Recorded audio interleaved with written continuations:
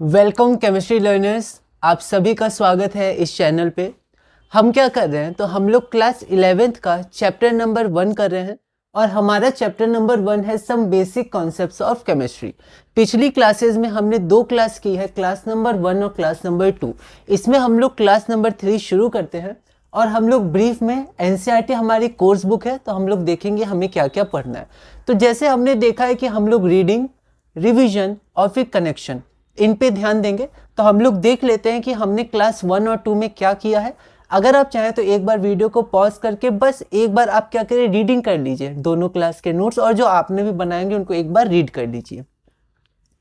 तो हम लोग शुरू करते हैं। चैप्टर नंबर 1 में जो पहली क्लास थे उसमें मैंने बोला था आप रीडिंग करिएगा एनसीईआरटी को। हमने बेसिक कंस्टिट्यूएंट ऑफ मैटर देखे थे, एटम्स और मॉलिक्यूल्स होते हैं।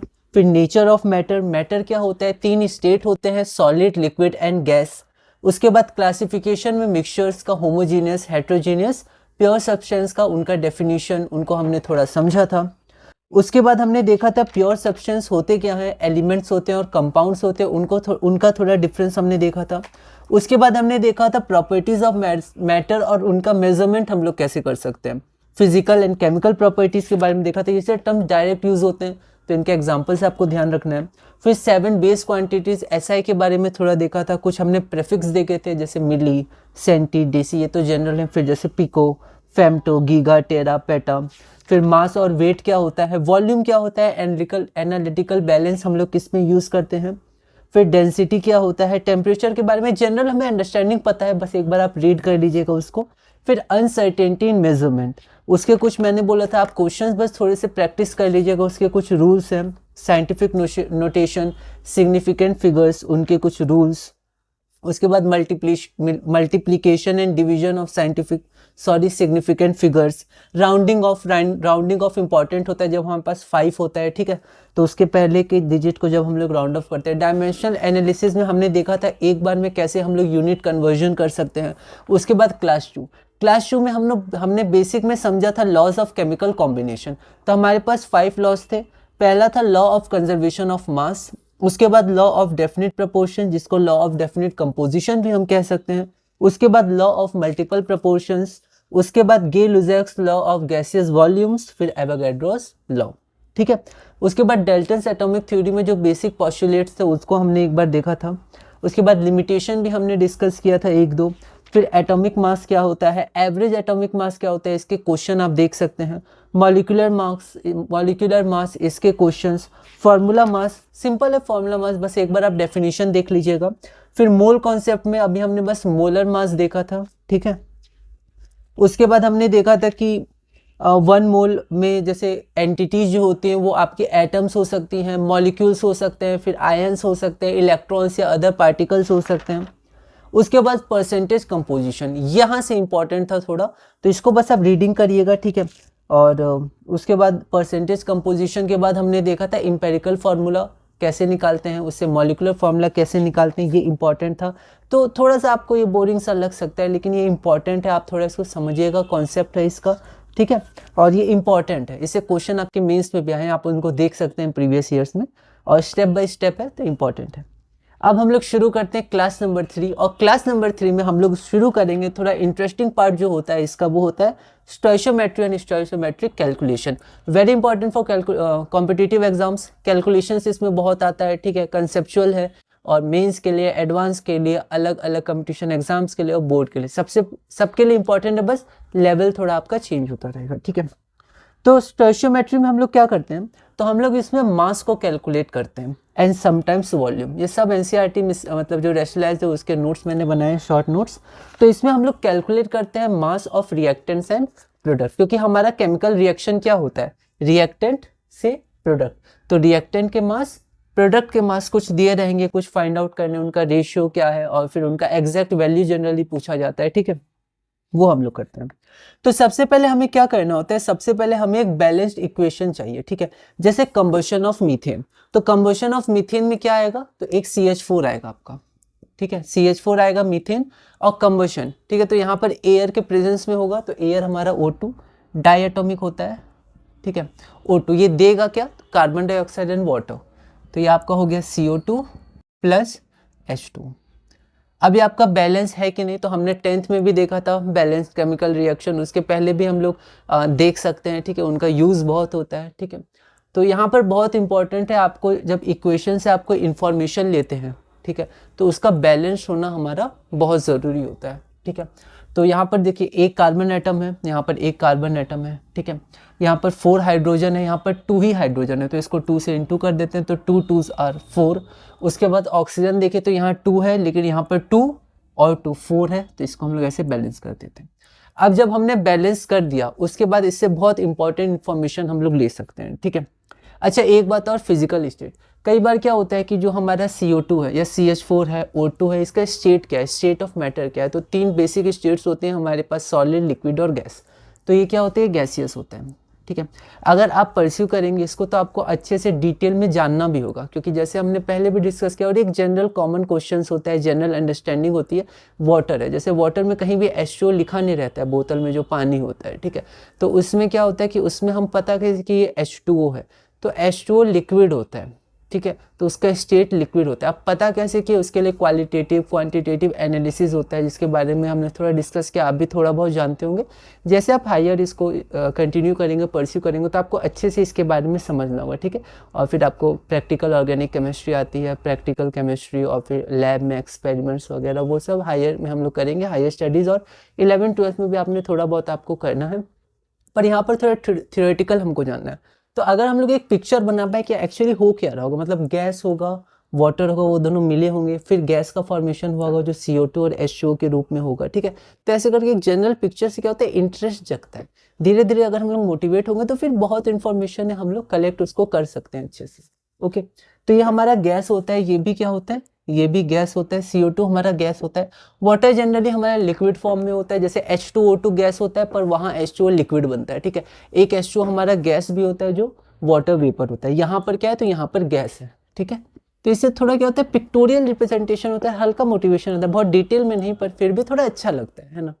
तो हम लोग आगे देखते हैं। तो ये हमारा फिजिकल स्टेट होता है, ऐसे हम लोग चाहें तो लिख सकते हैं, ठीक है।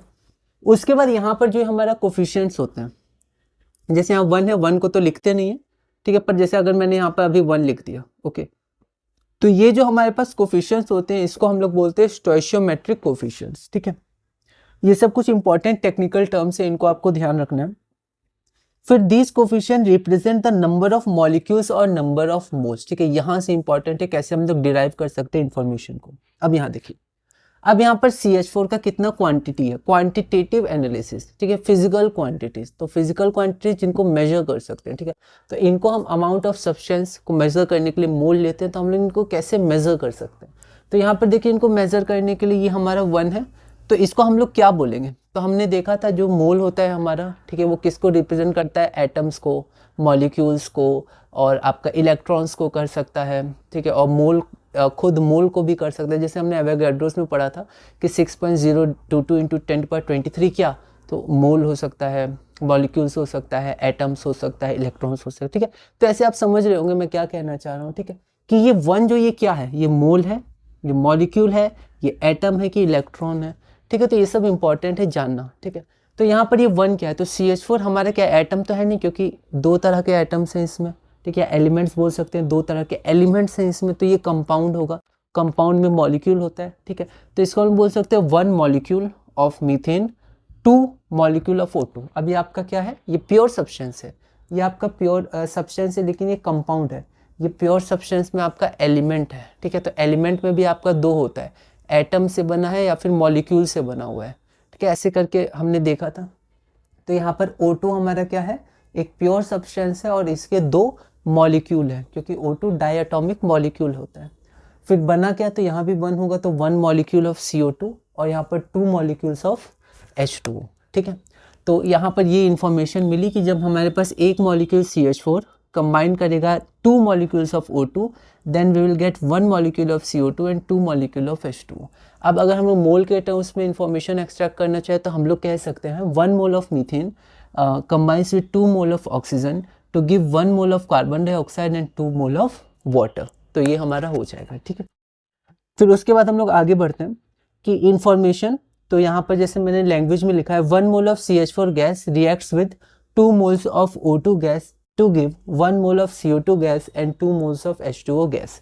या हम लोग इसको बोल सकते हैं 1 molecule of CH4 गैस। ये एनसीईआरटी में बहुत इंपॉर्टेंट है, कैसे आप इसको पढ़ सकते हैं, आगे बहुत इनका यूज आएगा।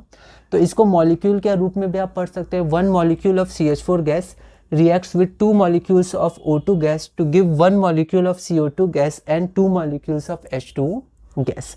उसके बाद क्या होता है, लीटर, वॉल्यूम। वॉल्यूम का भी कैलकुलेशन होता है। तो 22.7, अब कहीं कहीं पर 22.4 लीटर लिखा रहता है अगर टेम्परेचर और प्रेशर सेम हो, हमने देखा था लॉज में, ठीक है। तो 22.4 भी होता है, 22.7 भी होता है, पर जनरली क्या हम लोग लेंगे तो एनसीईआरटी में 22.7 लिखा हुआ है। तो अभी हम लोग 22.7 से कैलकुलेशन करेंगे और आगे देख लेंगे हम क्या ले सकते हैं। तो 22.7 लीटर ऑफ CH4 गैस, ठीक है, क्योंकि गैस वॉल्यूम ऑक्यूपाई करेगा, रिएक्ट्स विद 45.4, क्योंकि यहाँ 2 है, 1 मोल आपका 22.7 लीटर, तो यहाँ पर 2 है तो इंटू 2 हो जाएगा। तो 2 इंटू 22.7 या आप कह सकते हैं 45.4 लीटर ऑफ ऑक्सीजन गिव्स 22.7, 1 मोल है तो 22.7 लीटर ऑफ O2 एंड 45, फिर से यहाँ 2 मोल है तो 2 times 22.7 that is 45.4 litre of H2O gas, है ना।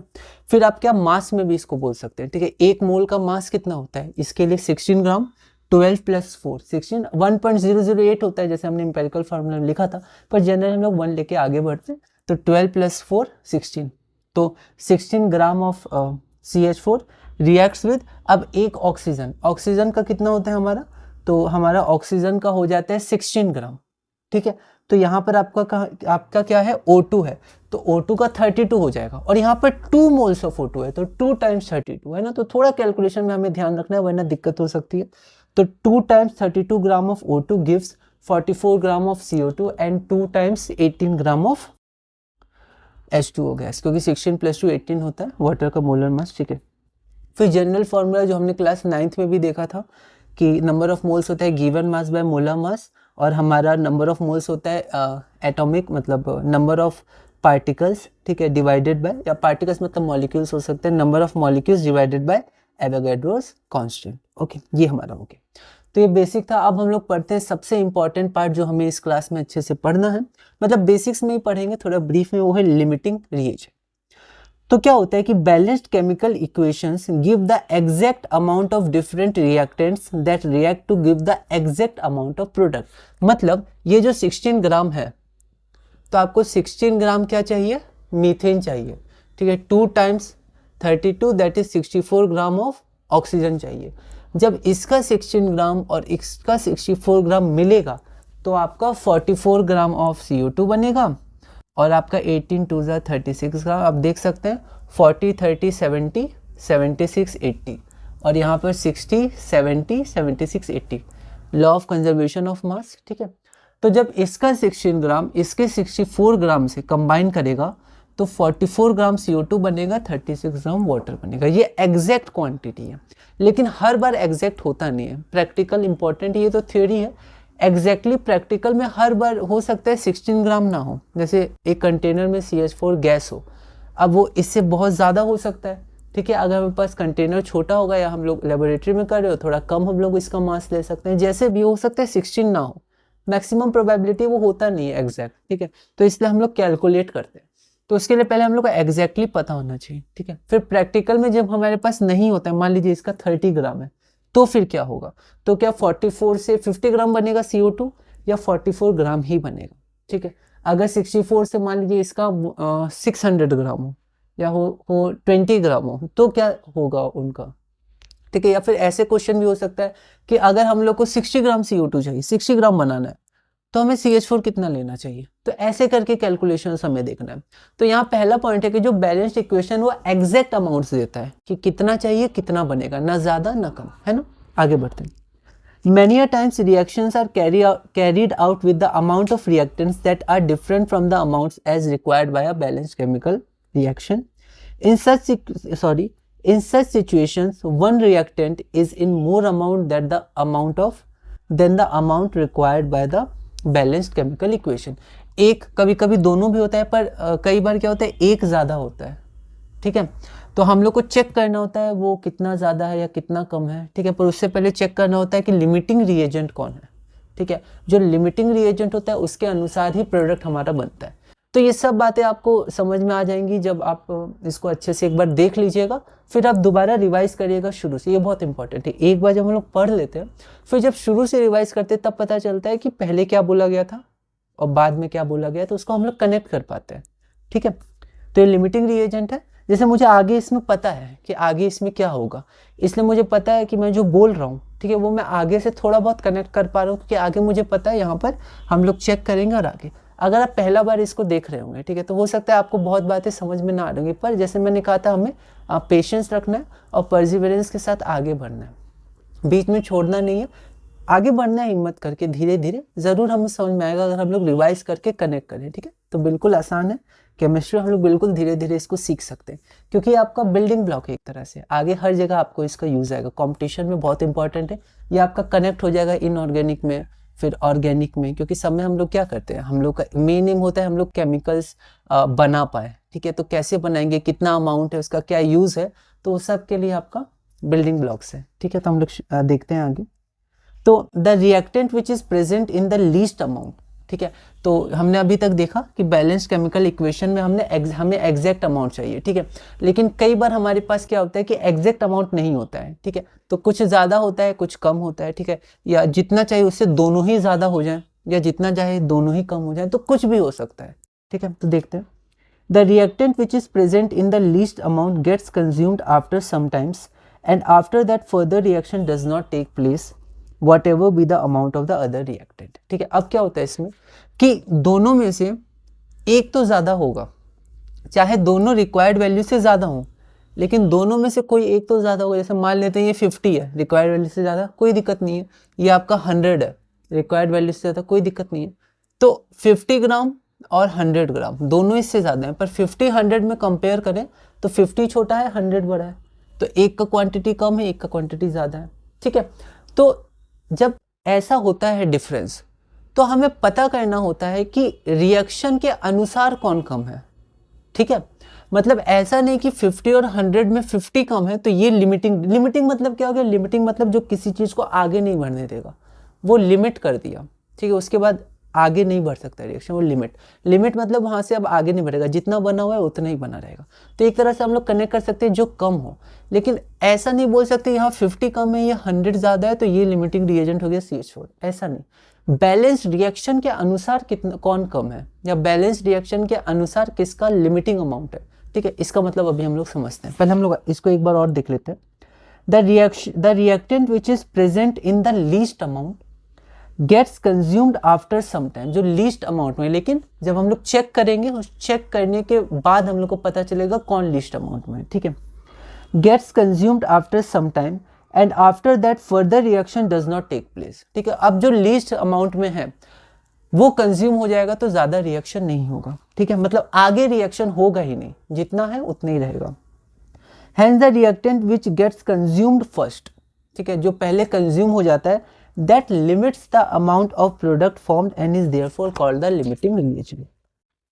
ठीक है, in performing stoichiometric calculation this aspect is also kept in mind। तो कैलकुलेशन के समय लिमिटिंग रिएजेंट बहुत जरूरी है। अब यहाँ हम लोग देखते हैं, हम लोग एक एग्जांपल ले लेते हैं। जैसे मान लेते हैं हमारे पास 2 ग्राम है CH4 और 2 ग्राम CH4 हमेशा 10 ग्राम से कंबाइन करता है, या हम लोग इसी को लेकर चलते हैं, है ना। 16 ग्राम को 64 ग्राम O2 चाहिए, 16 ग्राम मीथेन को 64 ग्राम चाहिए। ठीक है, अब आप यहां समझिए 16 ग्राम 64 ग्राम O2। ठीक है, अब 16 ग्राम 64 ग्राम को एक साथ वो लोग रिएक्ट करते हैं, फिर ये दोनों क्या होते हैं, कंज्यूम हो जाते हैं, और ये आपका 44 और 36 बनाते हैं। ये पहला सिनेरियो। दूसरा केस हम लोग लेते हैं, अब हमारे पास 16 ग्राम है, ठीक है, और यहाँ पर 70 ग्राम है, ये हमने ज़्यादा कर दिया इसको और इसको 16 ग्राम ही रखा। अब 44 ग्राम बनेगा, 36 बनेगा, या क्योंकि ये ज़्यादा है तो अब 50 और 40 बन जाएगा, ज़्यादा बन जाएगा। तो हम लोग समझते हैं 16 ग्राम 64 से कंबाइन करता है और ये दोनों क्या होता है, ख़त्म हो जाता है एक तरह से। ठीक है, ये दोनों इनमें कन्वर्ट हो जाता है। ठीक है, अब ये जो 16 ग्राम है उसको 64 ही चाहिए, आपने 70 दे दिया, पर ये 16 ग्राम तो 64 से ही रिएक्ट कर पाएगा, 70 से तो करेगा नहीं। तो मैं इसको ब्रेक कर देता हूँ, मैं इसको लिख देता हूँ 64 ग्राम प्लस 6 ग्राम। ठीक है, तो 64 ग्राम और 16 ग्राम और 64 ग्राम ये दोनों कंज्यूम हो गए। ठीक है, और कितना बन गया, तो फिर से हमारा 44 ग्राम और 36 ग्राम बन गया। ठीक है, अब ये तो बच गया, पर इसके लिए कोई CH4 है ही नहीं, है ना। अपन के पास क्या है कि इसके लिए, इस 6 ग्राम के लिए हमारे पास कोई भी CH4 है ही नहीं, तो ये किससे कंबाइन करेगा, O2 अकेला C कैसे दे देगा, ये तो अब है ही नहीं। तो O2 CO2 के लिए C चाहिए, O2 C कहाँ से लाएगा, C है ही नहीं उसके पास, यहाँ तो कंबाइन हो गया, तो ये 6 ग्राम नहीं बनाएगा। मतलब चाहे आप 70 लीजिए या 64 लीजिए, 44 ग्राम और 36 ग्राम ही बनेगा, क्योंकि ये आपका लिमिट कर दिया, ये कम है। अब यहाँ पर जो हम लोग जैसे यहाँ पर 50 100 देखे थे, तो 50 छोटा था तो 50 लिमिटिंग रिएजेंट है, तो मैंने बोला था पहले आप एक बार चेक कर लीजिए, डायरेक्ट नहीं 50 छोटा है तो वही लिमिटिंग रिएजेंट होगा, ऐसा नहीं। तो हमने एक बार चेक भी किया, तो यहाँ पर 16 छोटा था 70 से और 16 ही लिमिटिंग रिएजेंट है, तो आपको प्रैक्टिस से डायरेक्ट पता चल जाएगा। ठीक है, कई बार हम लोग जब डायरेक्ट लॉजिक लगा के देखते हैं ये छोटा है यही लिमिटिंग है, तो ऐसा नहीं, आपको थोड़ा कॉन्सेप्ट भी लगाना होगा। हो सकता है बाद में जो आपने लॉजिक शुरू में सीखा था वो बिल्कुल परफेक्ट है, अच्छी बात है, लेकिन हर बार साइंस में ऐसा नहीं होता है। हम लोग देखेंगे होता है फिजिक्स में, आप मैथ्स में देखिएगा कि हर बार जो हम लोग इनिशियली इंस्टिंक्ट हमारा होता है, लॉजिक हमारा जो होता है, हर बार सही नहीं होता है, पर जनरली बिल्कुल सही होता है। इसलिए कहा जाता है हमेशा पहले लॉजिक यूज़ करते हैं। जैसे फिजिक्स के आंसर्स में अगर स्पीड ऑफ लाइट आपका 5 × 10⁻10 आ जाए तो वो बिल्कुल गलत है, वैसा होगा ही नहीं। ठीक है, तो ये सब कुछ होता है, जो एग्जैक्ट वैल्यूज होती हैं उनसे ज़्यादा या कम नहीं आ सकता है। ठीक है, फिर कुछ लॉजिक हम लोग और लगाते हैं, जैसे फिजिक्स में होता है एक इस तरह का होता है, ये आंसर कैसे आगे ये नहीं आएगा। फिर दूसरा जैसे कोई फोर्स है, हमें पता है कि ये पता नहीं किस फोर्स के कारण मूव करेगा, पर वो ऐसे डाउन ही मूव करेगा क्योंकि वहाँ स्लोप है, पर हमारा कोई ऐसा फोर्स आ रहा है जो उसको ऊपर मूव करवा रहा है, तो हम समझ जाएंगे ये थोड़ा गलत है। लेकिन कई बार हम देखते हैं कि नहीं, कुछ ऐसा फोर्स है जो उसको ऊपर ले जा रहा है। ठीक है, तो पहले हम लोग को लॉजिक यूज करना है बिल्कुल, पर हो सकता है हमेशा हमारा लॉजिक काम ना करे। ठीक है, पर फिर भी पहले हम लोग को लॉजिक को यूज करना है। तो यहाँ पर हम लोग देख सकते हैं 16 ग्राम है और ये हमारे पास 64 ग्राम है, 6 ग्राम है। ठीक है, तो अब ये 6 ग्राम के पास कोई भी CH4 है ही नहीं। ठीक है, इसका मतलब क्या हुआ कि हमारा 44 ग्राम ही बनेगा, और ये जो 16 ग्राम है हमारा CH4 है वो हमारा लिमिटिंग रिएजेंट की तरह काम करेगा। ठीक है, अब मैं आपसे अगला क्वेश्चन पूछता हूँ। मान लेते हैं अब मैंने इसको 500 ग्राम ले लिया, तो अब तो बढ़ना चाहिए, लेकिन ऐसा नहीं होगा क्योंकि हमारे ये 16 ग्राम ही है, तो इसको हम लोग लिख सकते हैं 64 ग्राम। ठीक, और इसको हम लोग सब्ट्रैक्ट करेंगे, तो पहले 60 करते हैं तो 440, फिर 4 तो 436, तो 436 ग्राम है ना। तो यहाँ पर आप देखिए, तो अभी भी ये क्या करेगा, इसके संग कंबाइन करके दोनों कन्वर्ट हो गए उनमें, तो ये हमारा अकेला बच गया। अब कुछ है ही नहीं CH4, तो आप इसको 500 5000 जितना भी लीजिए, ये आपका 44 ग्राम ही बनाएगा क्योंकि लिमिट कर दिया। उसी तरह ये भी लिमिटिंग रिएजेंट हो सकता है, कैसे, तो हम लोग देखते हैं। मान लेते हैं ये हमारे पास 64 ग्राम है, ठीक है, और जो हमारे पास CH4 है वो CH4 हमारे पास कितना है, मान लेते हैं 20 ग्राम है, 20 ग्राम है। ठीक है, अब अगर आप लॉजिक लगाइएगा शुरू में, तो ये छोटा है 20 ग्राम 64 ग्राम से, तो यही लिमिटिंग रिएजेंट है। ठीक है, पर हम लोग एक बार देखते हैं क्या ये लिमिटिंग रिएजेंट है यही, क्योंकि ये ज़्यादा लग रहा है, पिछली बार जो छोटा था वही लिमिटिंग रिएजेंट, पर यहाँ देखते हैं। अब हम लोग को 64 ग्राम को चाहिए 16 ग्राम, तो इसको हम लोग लिख लेते हैं 16 ग्राम प्लस 4 ग्राम। ठीक है, अब 64 ग्राम आपका कंबाइन करेगा 16 ग्राम से, और ये दोनों आपका पूरा यूज हो जाएंगे, पूरी तरह कंज्यूम हो जाएंगे। बैलेंस रिएक्शन एग्जैक्ट इन्फॉर्मेशन देता है, बैलेंस रिएक्शन के अनुसार ही इन्फॉर्मेशन है। 64 ग्राम ये पूरा कन्वर्ट हो जाएंगे 44 ग्राम CO2 और 36 ग्राम H2O में। अब ये 4 ग्राम जो आपका बचा CH4, वो कैसे बनाएगा, वो इसके पास तो O है ही नहीं, ये कैसे कंबाइन करेगा, इस प्रोसेस से इसको कंबाइन करना है, पर यहाँ तो O2 बिल्कुल है ही नहीं। ठीक है, तो यहाँ पर इस बार आपका जो लिमिटिंग रिएजेंट हो गया वो आपका ये हो गया, ये बड़ा था पहले पर उससे नहीं, बैलेंस इक्वेशन के अनुसार किसका क्वांटिटी कम है, तो बैलेंस इक्वेशन के अनुसार ऑक्सीजन कम है हमारे पास, ऐसे नहीं एब्सोल्यूट वैल्यू ऐसे नहीं देखेंगे 64 ग्राम 20 ग्राम तो मीथेन कम होना चाहिए, नहीं, हमारे पास ऑक्सीजन कम है। ठीक है, तो हमें ये समझना है, क्योंकि 64 ग्राम ऑक्सीजन को चाहिए था 16 ग्राम जो उसको मिल गया, पर अब और कंबाइन करने के लिए हमारे पास ऑक्सीजन है ही नहीं। तो ऑक्सीजन इस बार लिमिट कर रहा है प्रोडक्ट के फॉर्मेशन को। ठीक है, तो ये बहुत ही बेसिक में मैंने आपको बताया। आपके पास बहुत सारे क्वेश्चन होंगे, बिल्कुल हो सकता है आपको सारे क्वेश्चन के आंसर मैं ना दे पाऊँ। ठीक है, तो आप अलग अलग जगह से क्वेश्चन के आंसर उनको ढूंढ सकते हैं, पढ़ सकते हैं, लेकिन जैसा मैंने कहा था आपको लिमिट रखना है।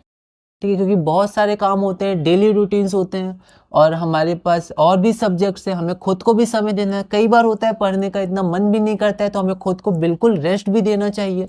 ठीक है, और रेस्ट देना है पर पीछे नहीं जाना है, रेस्ट देना है, फिर रिवाइज करके आगे हमें कंटिन्यू करना है, हार नहीं मानना है। ठीक है, तो ऐसे बहुत सारी सिचुएशंस होते हैं लाइफ में, तो आप लिमिट ज़रूर रखिए। बहुत नॉलेज है, आपको बिल्कुल समझ में आएगा, पढ़िएगा तो, पर वो एडवांस नॉलेज है। अभी बहुत बेसिक में कोर्स बुक रखिए कि कम से कम ये तो पूरा करना ही है, वरना आप बहुत सारी जगह से पढ़िएगा तो आपका एक चैप्टर भी कंप्लीट। ऐसा बहुत सारा हमारा एक्सपीरियंस है, बिल्कुल हमने कई बार, आपने भी देखा होगा, मैंने भी देखा है कि ऐसे कई जगह से हम लोग पढ़ते हैं तो नहीं हो पाता स्टार्टिंग में। तो आप पढ़िए बिल्कुल, लेकिन एक को आप क्या करिए, इसको तो मुझे पूरा करना ही है।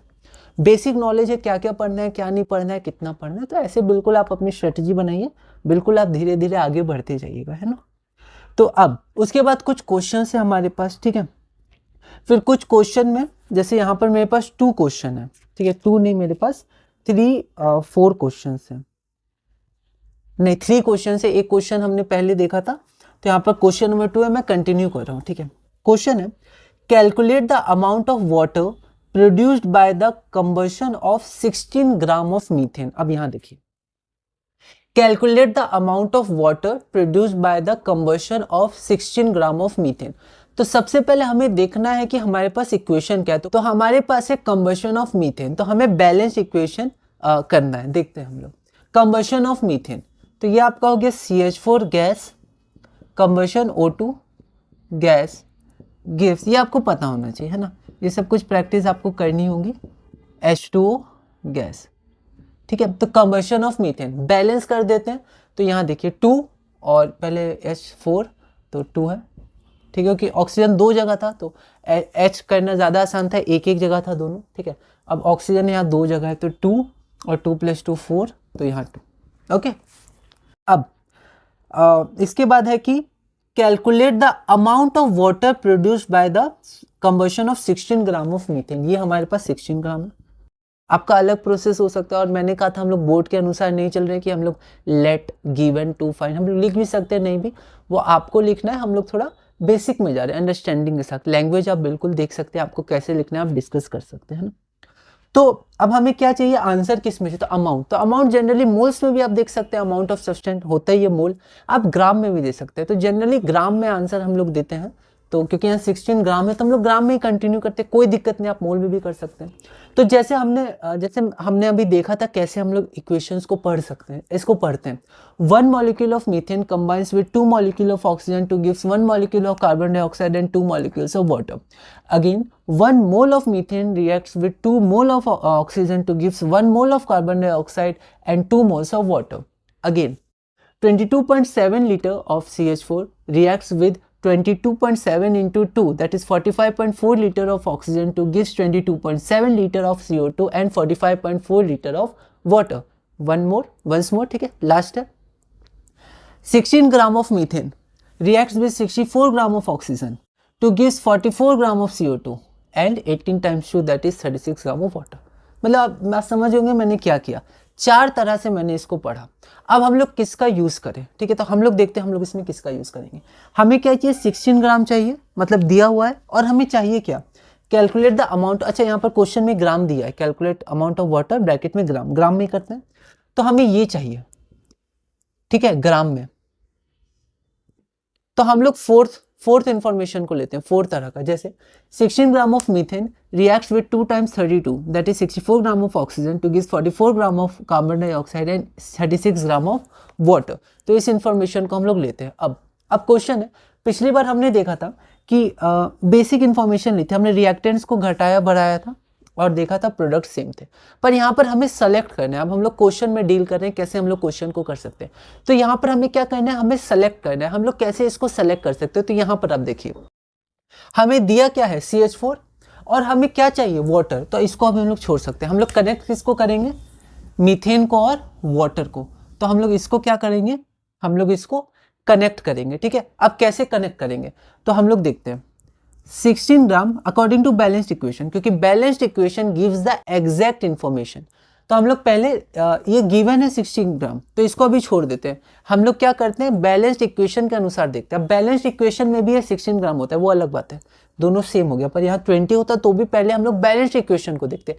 बैलेंस्ड इक्वेशन के अनुसार हमारे पास CH4 का मास है 16 ग्राम, तो 16 ग्राम CH4 हमें कितना देता है, 36 ग्राम वाटर, है ना। 16 + 2 18, 18 2 36। अब हमें 16 ग्राम CH4 gives 36 gram of water. अब बस यूनिटरी मेथड या डायमेंशनल एनालिसिस हम लोग देख सकते हैं। तो हमें क्या चाहिए, 16 ग्राम ही हमें दिया हुआ है, तो 16 ग्राम और अमाउंट ऑफ वाटर। ठीक है, तो अमाउंट ऑफ वाटर हमारे पास कितना हो जाएगा, तो यहाँ हम लोग लिख सकते हैं अमाउंट ऑफ वाटर। तो अमाउंट ऑफ वाटर कितना होता है, तो 16 ग्राम गिव्स 36, तो इसका यूनिट फैक्टर क्या हो जाएगा, 36 ग्राम H2O divided by 16 gram CH4 unit factor. और हमारे पास जितना दिया कितना है, 16 ग्राम ऑफ मीथेन, तो 16 ग्राम CH4 ये कैंसिल हो, तो आंसर 36 ग्राम H2O। अब आप कह सकते हैं यहाँ तो हम लोग डायरेक्ट कर सकते थे, ये क्यों हम लोग इतना किए, 16 ग्राम 36 ग्राम, 16 ग्राम ही दिया है तो आंसर ये होगा 36। बिल्कुल आप कर सकते थे, लेकिन हमने डायमेंशनल एनालिसिस पढ़ा है। NCERT में आपके यूरिया वाला एग्जाम्पल देखिएगा, यूरिया नहीं ammonia, sorry ammonia, N2 + H2 ammonia, तो उसमें डायरेक्ट 50 kg का डायमेंशनल एनालिसिस से आंसर निकाला। यूनिटरी मेथड ही है, पर वैसे भी आप बढ़ सकते हैं, आंसर 36 ग्राम होगा, कोई दिक्कत नहीं है ना। तो लिमिटिंग रिएजेंट हमारे पास क्या हो गया, अच्छा इसमें मैंने लिमिटिंग रिएजेंट चेक नहीं किया, ठीक है, तो मुझसे एक गलती हो गई यहाँ पर। ठीक है, पर क्योंकि यहाँ पर डायरेक्ट यही आता, पर यहाँ पर ये गलती, ये कंसेप्चुअल मैंने गलती की, क्योंकि मुझे पहले लिमिटिंग रिएजेंट चेक कर लेना चाहिए था।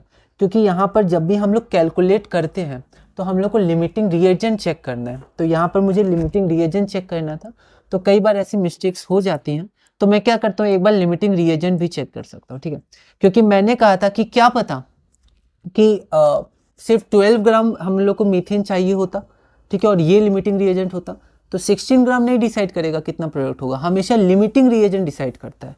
ठीक है, तो एक बार लिमिटिंग रिएजेंट चेक करते हैं, तो हम लोग कैसे चेक करते हैं, तो ऐसे चेक कर सकते हैं कि जो 16 ग्राम है उसको कितना ग्राम चाहिए, 16 ग्राम CH4 को 64 ग्राम O2 चाहिए। ठीक है, तो जब भी लिमिटिंग रिएजेंट चेक करते हैं तो हम लोग रिएक्टेंट्स को कनेक्ट करते हैं, अभी प्रोडक्ट्स को नहीं करेंगे। ठीक है, अब हमारे पास दिया कितना है, तो हमारे पास 16 ग्राम दिया है CH4, तो अब O2 कितना है, तो लिमिटिंग रिएजेंट चेक करने के लिए दोनों रिएक्टेंट की मात्रा पता होना चाहिए। अब आप यहाँ बोल सकते हैं कि यहाँ तो हमारे पास कंबशन लिखा है, ऑक्सीजन की मात्रा नहीं है, तो हम लोग ऑक्सीजन की मात्रा को इन्फिनाइट ले सकते हैं, बहुत ज़्यादा है। तो अगर कोई चीज़ बहुत ही ज़्यादा हो तो लिमिटिंग रिएजेंट फिर वही होगा जो कम अमाउंट में। ठीक है, अगर दोनों का डेफिनिट अमाउंट हो तभी हम लोग पता कर सकेंगे। तो एक क्वेश्चन आएगा जब पता भी करना होगा, पर फिर भी हम लोग एक बार कंसेप्चुअली एनालाइज कर सकते थे कि यहाँ पर इसका बहुत ज़्यादा मात्रा है, मान लेते हैं खुले एयर में हमारा हो रहा है अच्छे से। ठीक है, तो यहाँ पर 16 ग्राम है और यहाँ पर 64 ग्राम है। ठीक है, तो 64 ग्राम तो मिल ही जाएगा इसको, और बहुत ज़्यादा भी मिलेगा। ठीक है, तो इसका 16 ग्राम 64 से कंबाइन करेगा तो इसका बहुत सारा रह जाएगा, क्योंकि ये इन्फाइनाइट लेके चलते हैं या बहुत ज़्यादा लेके चलते हैं। ठीक है, तो 16 ग्राम तो कंज्यूम हो गया, ये पहले कंज्यूम हुआ। ठीक है, डेफिनेशन क्या होता है, दैट इज़ कंज्यूम्ड फर्स्ट, तो ये पहले कंज्यूम हुआ तो यही लिमिट कर देगा, और बाकी प्रोसेस जो हमने देखा। ठीक है, तो स्टार्टिंग में मिस्टेक हो सकती है बिल्कुल, तो हमें रिवाइज करना है, बाद में भी एक्सपीरियंस में भी आपको मिस्टेक हो सकती है जनरली, क्योंकि 16 ग्राम और यहाँ पर 36 ग्राम, तो जल्दी से 16 36, तो ये 16 36 ही आंसर होगा, गिवन भी वही है, बैलेंस इक्वेशन वही दे रहा है, तो ये सब कुछ बातें होती हैं। ठीक है, तो ये हमारा हो गया। ठीक है, तो यहाँ पर हमारा आंसर हो गया 36 gram of H2O is formed. Moles में पूछता तो 2 मोल हो जाता। ठीक है, अब आगे हमारा है, how many moles of methane are required to produce 22 gram of CO2 after combustion. मैं एक बार इसको रफ करता हूँ, आप एक बार रफ कॉपी, आप देखिए NCERT, रफ कॉपी और अपनी नोट्स कॉपी, ये 3 लेके आप जरूर बैठिएगा। ठीक है, नोट्स कॉपी से बाद रिवाइज करिएगा, पॉज कर लीजिएगा। आपको याद हुआ कि क्लास 3 की कुछ बातें कनेक्ट हो रही हैं पहले क्लास से, तो पॉज करके पहले क्लास 2 या क्लास 1 देख लीजिए, ऐसे कनेक्ट करिएगा ना, अंदर से एक मोटिवेशन आएगा आपको। ठीक है, और धीरे धीरे आप आगे बढ़ते जाइएगा, है ना, एक बार में सब मत पढ़िएगा। ठीक है, आप लिमिट रखिएगा और धीरे धीरे आगे बढ़िएगा। ठीक है, कनेक्ट करिएगा। एक क्वेश्चन क्या है, क्वेश्चन आप देख सकते हैं, कंबशन ऑफ मीथेन हो रहा है और आपको इस बार दिया है 22 ग्राम CO2 आपको प्रोड्यूस करना है, 22 ग्राम ऑफ CO2। तो number of moles of methane कितने हो गए, एक बार आप ट्राई करिए।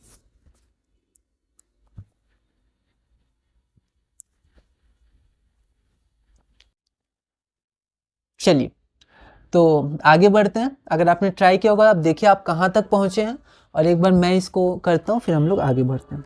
तो फिर से कंबशन ऑफ मीथेन है, तो इस बार मैं फिजिकल स्टेट नहीं लिख रहा। CH4 2O2 gives CO2 plus H2O। ठीक है, क्वेश्चन क्या है कि मास ऑफ CO2 22 ग्राम, इस बार हमें ये दिया है और इसका मोल्स कितना है, तो हमें इन दोनों को कनेक्ट करना है। अब क्योंकि इन दोनों को कनेक्ट करना है तो हमारा लिमिटिंग रिएजेंट यही होना चाहिए, क्योंकि लिमिटिंग रिएजेंट से ही कनेक्ट करते हैं। लेकिन फिर भी एक बार कंसेप्चुअली हम लोग शुरू में चेक कर लेते हैं। अब यहाँ पर क्वेश्चन दिया है कंबशन, तो जब भी लिमिटिंग रिएजेंट चेक करना होता है तो हमें दोनों पता होना चाहिए, दोनों रिएक्टेंट। अगर यहाँ पर दो है तो दोनों रिएक्टेंट जनरली हम लोग दो से ही डील करते हैं, तो दोनों का क्वांटिटी। अब इसका क्वांटिटी दिया नहीं तो हम लोग कह सकते हैं बहुत ज़्यादा है।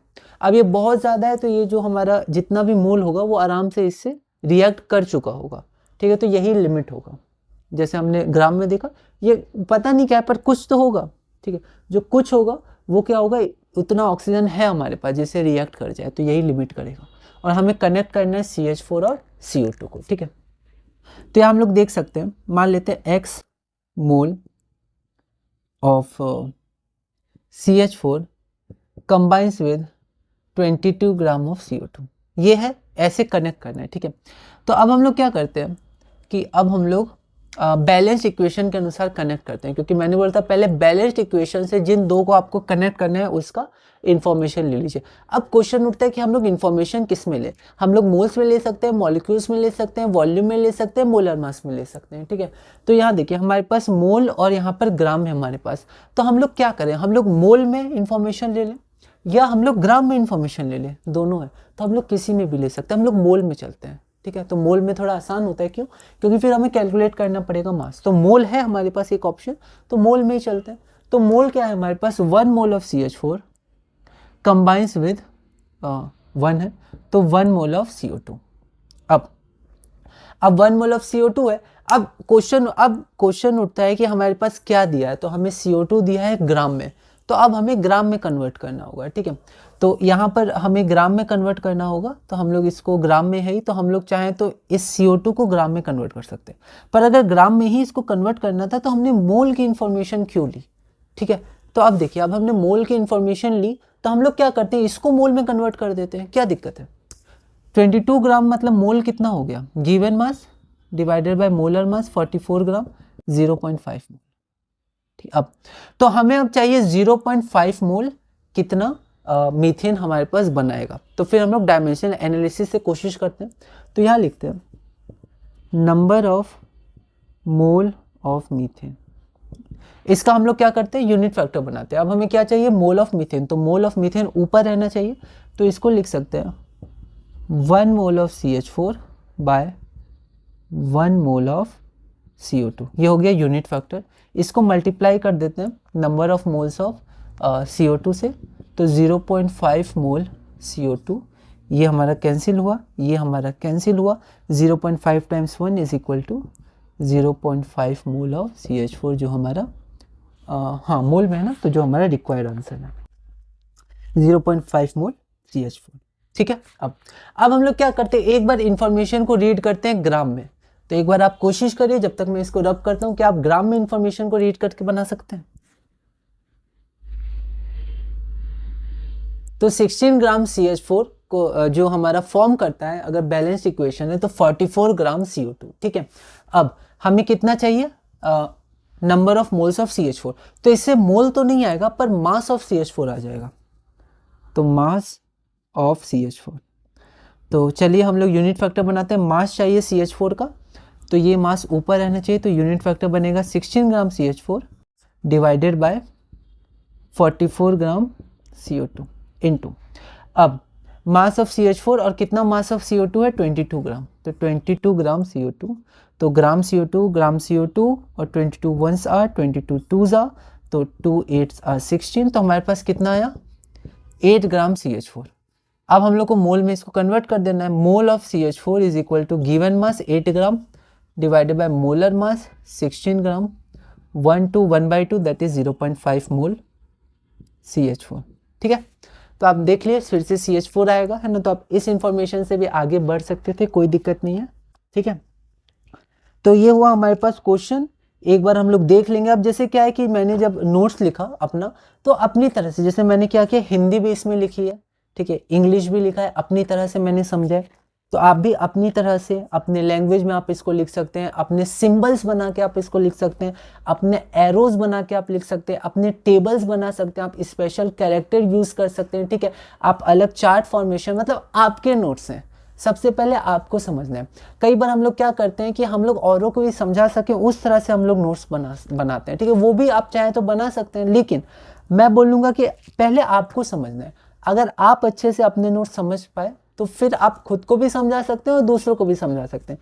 तो सबसे पहले आपको समझना है, तो यहाँ पर प्रायोरिटी आप सबसे पहले खुद को दीजिए और अपनी तरह से अपने नोट्स बनाइए। आप कनेक्ट करिए, वहाँ लिखिए सी पेज नंबर 15, ओके, या रेफर टू द क्वेश्चन 2, ठीक है, स्टार मार्क, ऐसे करके अलग अलग तरह से आप नोट्स बनाइए। ठीक है, तो आप फिर नोट्स को आप रिवाइज करेगा आपके नोट्स से। कई बार हम लोग नोट्स देखते हैं, पढ़ने का मन नहीं करता क्योंकि वो इतने अच्छे से लिखे रहते हैं, एक बुक की तरह लिखे रहते हैं। ठीक है, तो जैसे हम, मेरा भी एक्सपीरियंस है, आपका भी होगा, तो फिर पढ़ने का मन ही नहीं करता है वो। ठीक है, तो जब आपके नोट्स होंगे तो आपको अपनी मेहनत दिखेगी। ठीक है, तो जब आप उसको देखिएगा, जब वो कनेक्ट होंगे तो सिर्फ आप समझ पाएंगे वो, तो आपको अच्छा लगेगा। और फिर आप उसको अच्छे से रिवाइज करिए, अलग अलग तरह से नोट्स बनाइए, अलग अलग पेन से लिखिए। एक बार कोशिश आप कर सकते हैं चाहे तो, वरना जनरल आपको जैसा अच्छा लगे आप वैसे आगे बढ़ सकते हैं। ठीक है, तो ये हमारे पास ये क्वेश्चन रहा। अब एक क्वेश्चन और है, और वो क्वेश्चन बहुत ही इंपॉर्टेंट है और बहुत ही अच्छा क्वेश्चन है, NCERT सॉल्व एग्जाम्पल का है। 50 kilogram of N2 and 10 gram of H2। यहाँ पर आपको निकालना होगा लिमिटिंग रिएजेंट, क्योंकि दोनों की वैल्यूज आपके पास दी हुई है। तो इस क्वेश्चन को हम लोग अभी करेंगे। एक बार आप चाहें तो इसको ट्राई कर सकते हैं। मैं एक बार क्वेश्चन आपको बता देता हूँ, आप NCERT में देख भी सकते हैं, पर एक बार खुद आप ट्राई करिएगा। 50 ग्राम ऑफ N2, मतलब आपके पास नाइट्रोजन है और हाइड्रोजन है।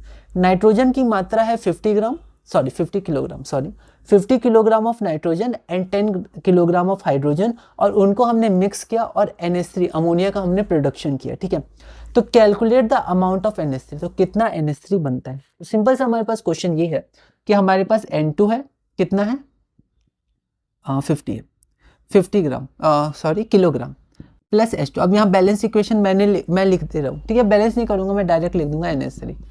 ठीक है, पर आपको जानना है, सिर्फ अमोनिया दिया था, NH3 नहीं दिया था, तो आपको इन सब का ध्यान रखना है। तो 10 ग्राम ऑफ हाइड्रोजन और कितना हमारा 10 किलोग्राम। ठीक है, 50 kilogram of nitrogen and 10 kilogram of hydrogen कितना आपको अमोनिया का फॉर्मेशन करेगा। ठीक है, और identify the reagent, limiting reagent. वो तो आपको शुरू में पता ही करना होगा, पर फिर भी क्वेश्चन में दिया है कि identify the limiting reagent in the production of NH। अच्छा, NH3 दिया है अमोनिया की जगह, ओके, NH3 नाम दिया है, मतलब आपको फॉर्मूला दिया है, पर कई बार नहीं भी दिया रहता है, तो आपको ये सब ध्यान रखना है। कार्बन डाइऑक्साइड, मीथेन जनरल है, पहले भी हमने देखा है। तो एक बार मैं क्वेश्चन पढ़ देता हूँ। 50 kilogram of nitrogen gas and 10 kilogram of hydrogen gas H2G लिखा हुआ है, are mixed to produce NH3 gas. ये गैस होता है स्टेट। यहाँ पर क्या होता है कि एक हमारे पास लिक्विड अमोनिया भी आपने सुना होगा, लिक्विड ऑक्सीजन भी सुना होगा। तो एक को हम लोग उसका बॉइलिंग पॉइंट, मेल्टिंग पॉइंट, उनके टेम्परेचर ज़्यादा या कम करेंगे तो स्टेट्स चेंज हो सकती है, पर एक नेचुरल स्टेट होती है रूम टेम्परेचर पे। ठीक है, जनरली उसको हमें ध्यान रखना होता है। ऐसे तो सबको हम लोग सॉलिड लिक्विड गैस कह सकते हैं। तो क्या सब सॉलिड लिक्विड गैस है? हाँ, सब सॉलिड लिक्विड गैस है, पर अलग अलग टेम्परेचर और प्रेशर पर। तो जब हम कहते हैं वाटर लिक्विड है, तो क्या वाटर सॉलिड नहीं है? बिल्कुल है ना। आइस क्या वाटर गैस नहीं है? बिल्कुल है, वाटर वेपर। ठीक है, लेकिन वाटर को लिक्विड जनरली क्यों कहते हैं? क्योंकि उसमें एक कंटेक्स्ट होता है कि हम लोग बात कर रहे हैं नॉर्मल टेम्परेचर, ठीक है, जनरल टेम्परेचर। ठीक है, तो ये अमोनिया जनरल टेम्परेचर पे हमारा क्या होता है? एक गैस होता है। ये सब ध्यान रखना है, छोटे छोटे कंसेप्चुअल होते हैं जो फिर हमें मतलब कंफ्यूज कर सकते हैं। और जब कंफ्यूज थोड़ा बहुत हम लोग होते हैं इन सब बातों में, तो बहुत ज़्यादा डिमोटिवेशन आ जाता है कि छोटी छोटी बातें नहीं पता कर पा रहे हैं, आगे कैसे बढ़ेंगे।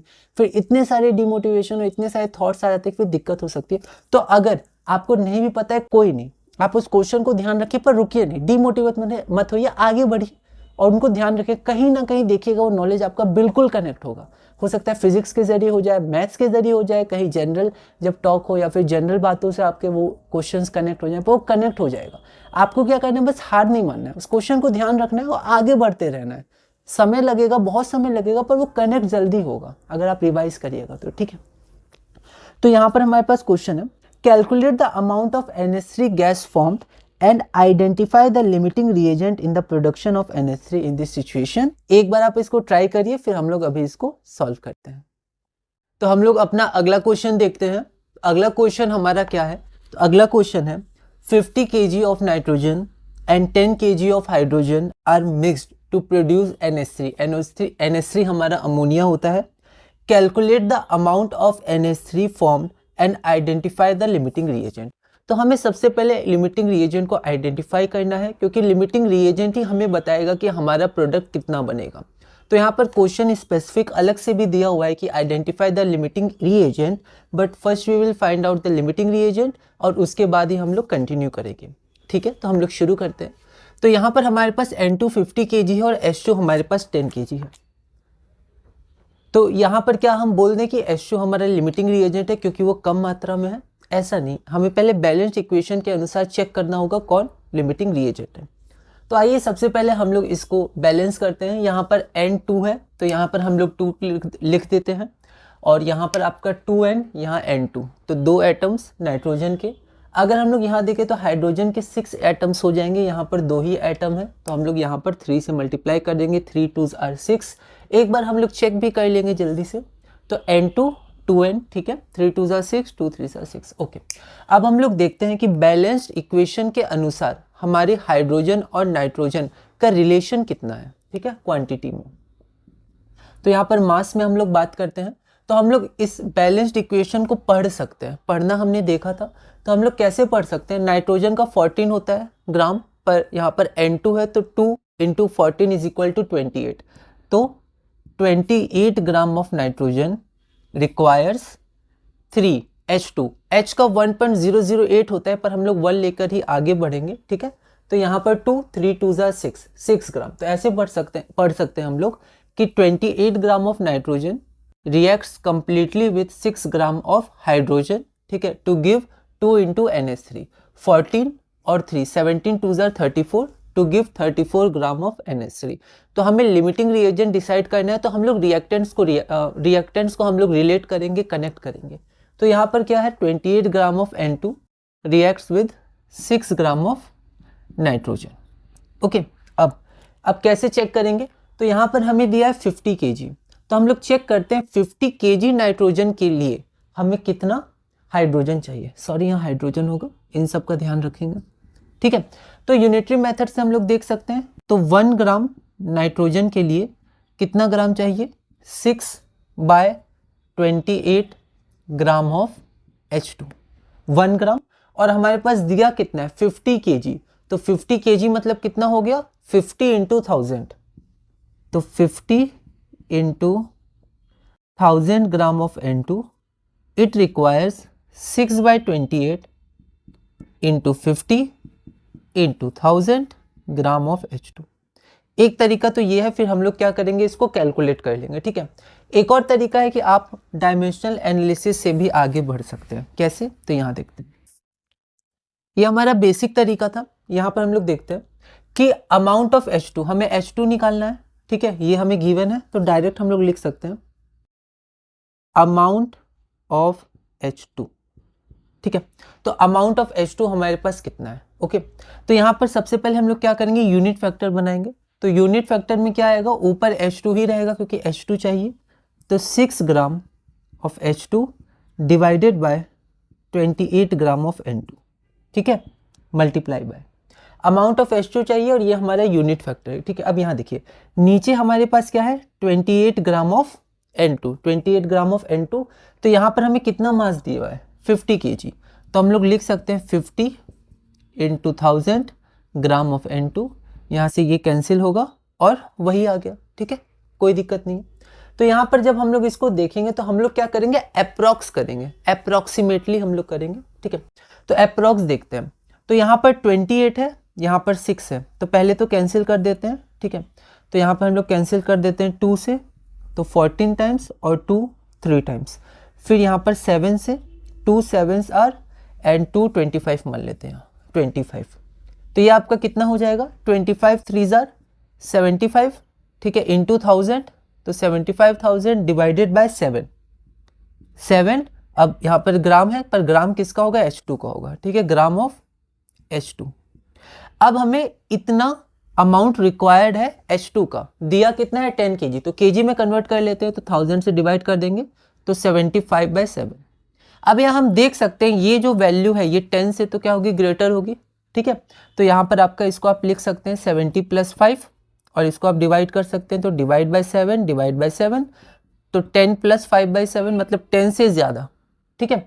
तो यहाँ पर हमारा नाइट्रोजन हो गया लिमिटिंग रिएजेंट, क्योंकि यहाँ पर जो नहीं सॉरी यहाँ पर हाइड्रोजन हो गया लिमिटिंग एजेंट, ठीक है। हम लोग अच्छे से समझेंगे हाइड्रोजन क्यों हो गया, क्योंकि यहाँ देखिए आपको जो आपके पास 50 kg है, 50 kg आपके पास नाइट्रोजन है, 50 kg नाइट्रोजन, ठीक है।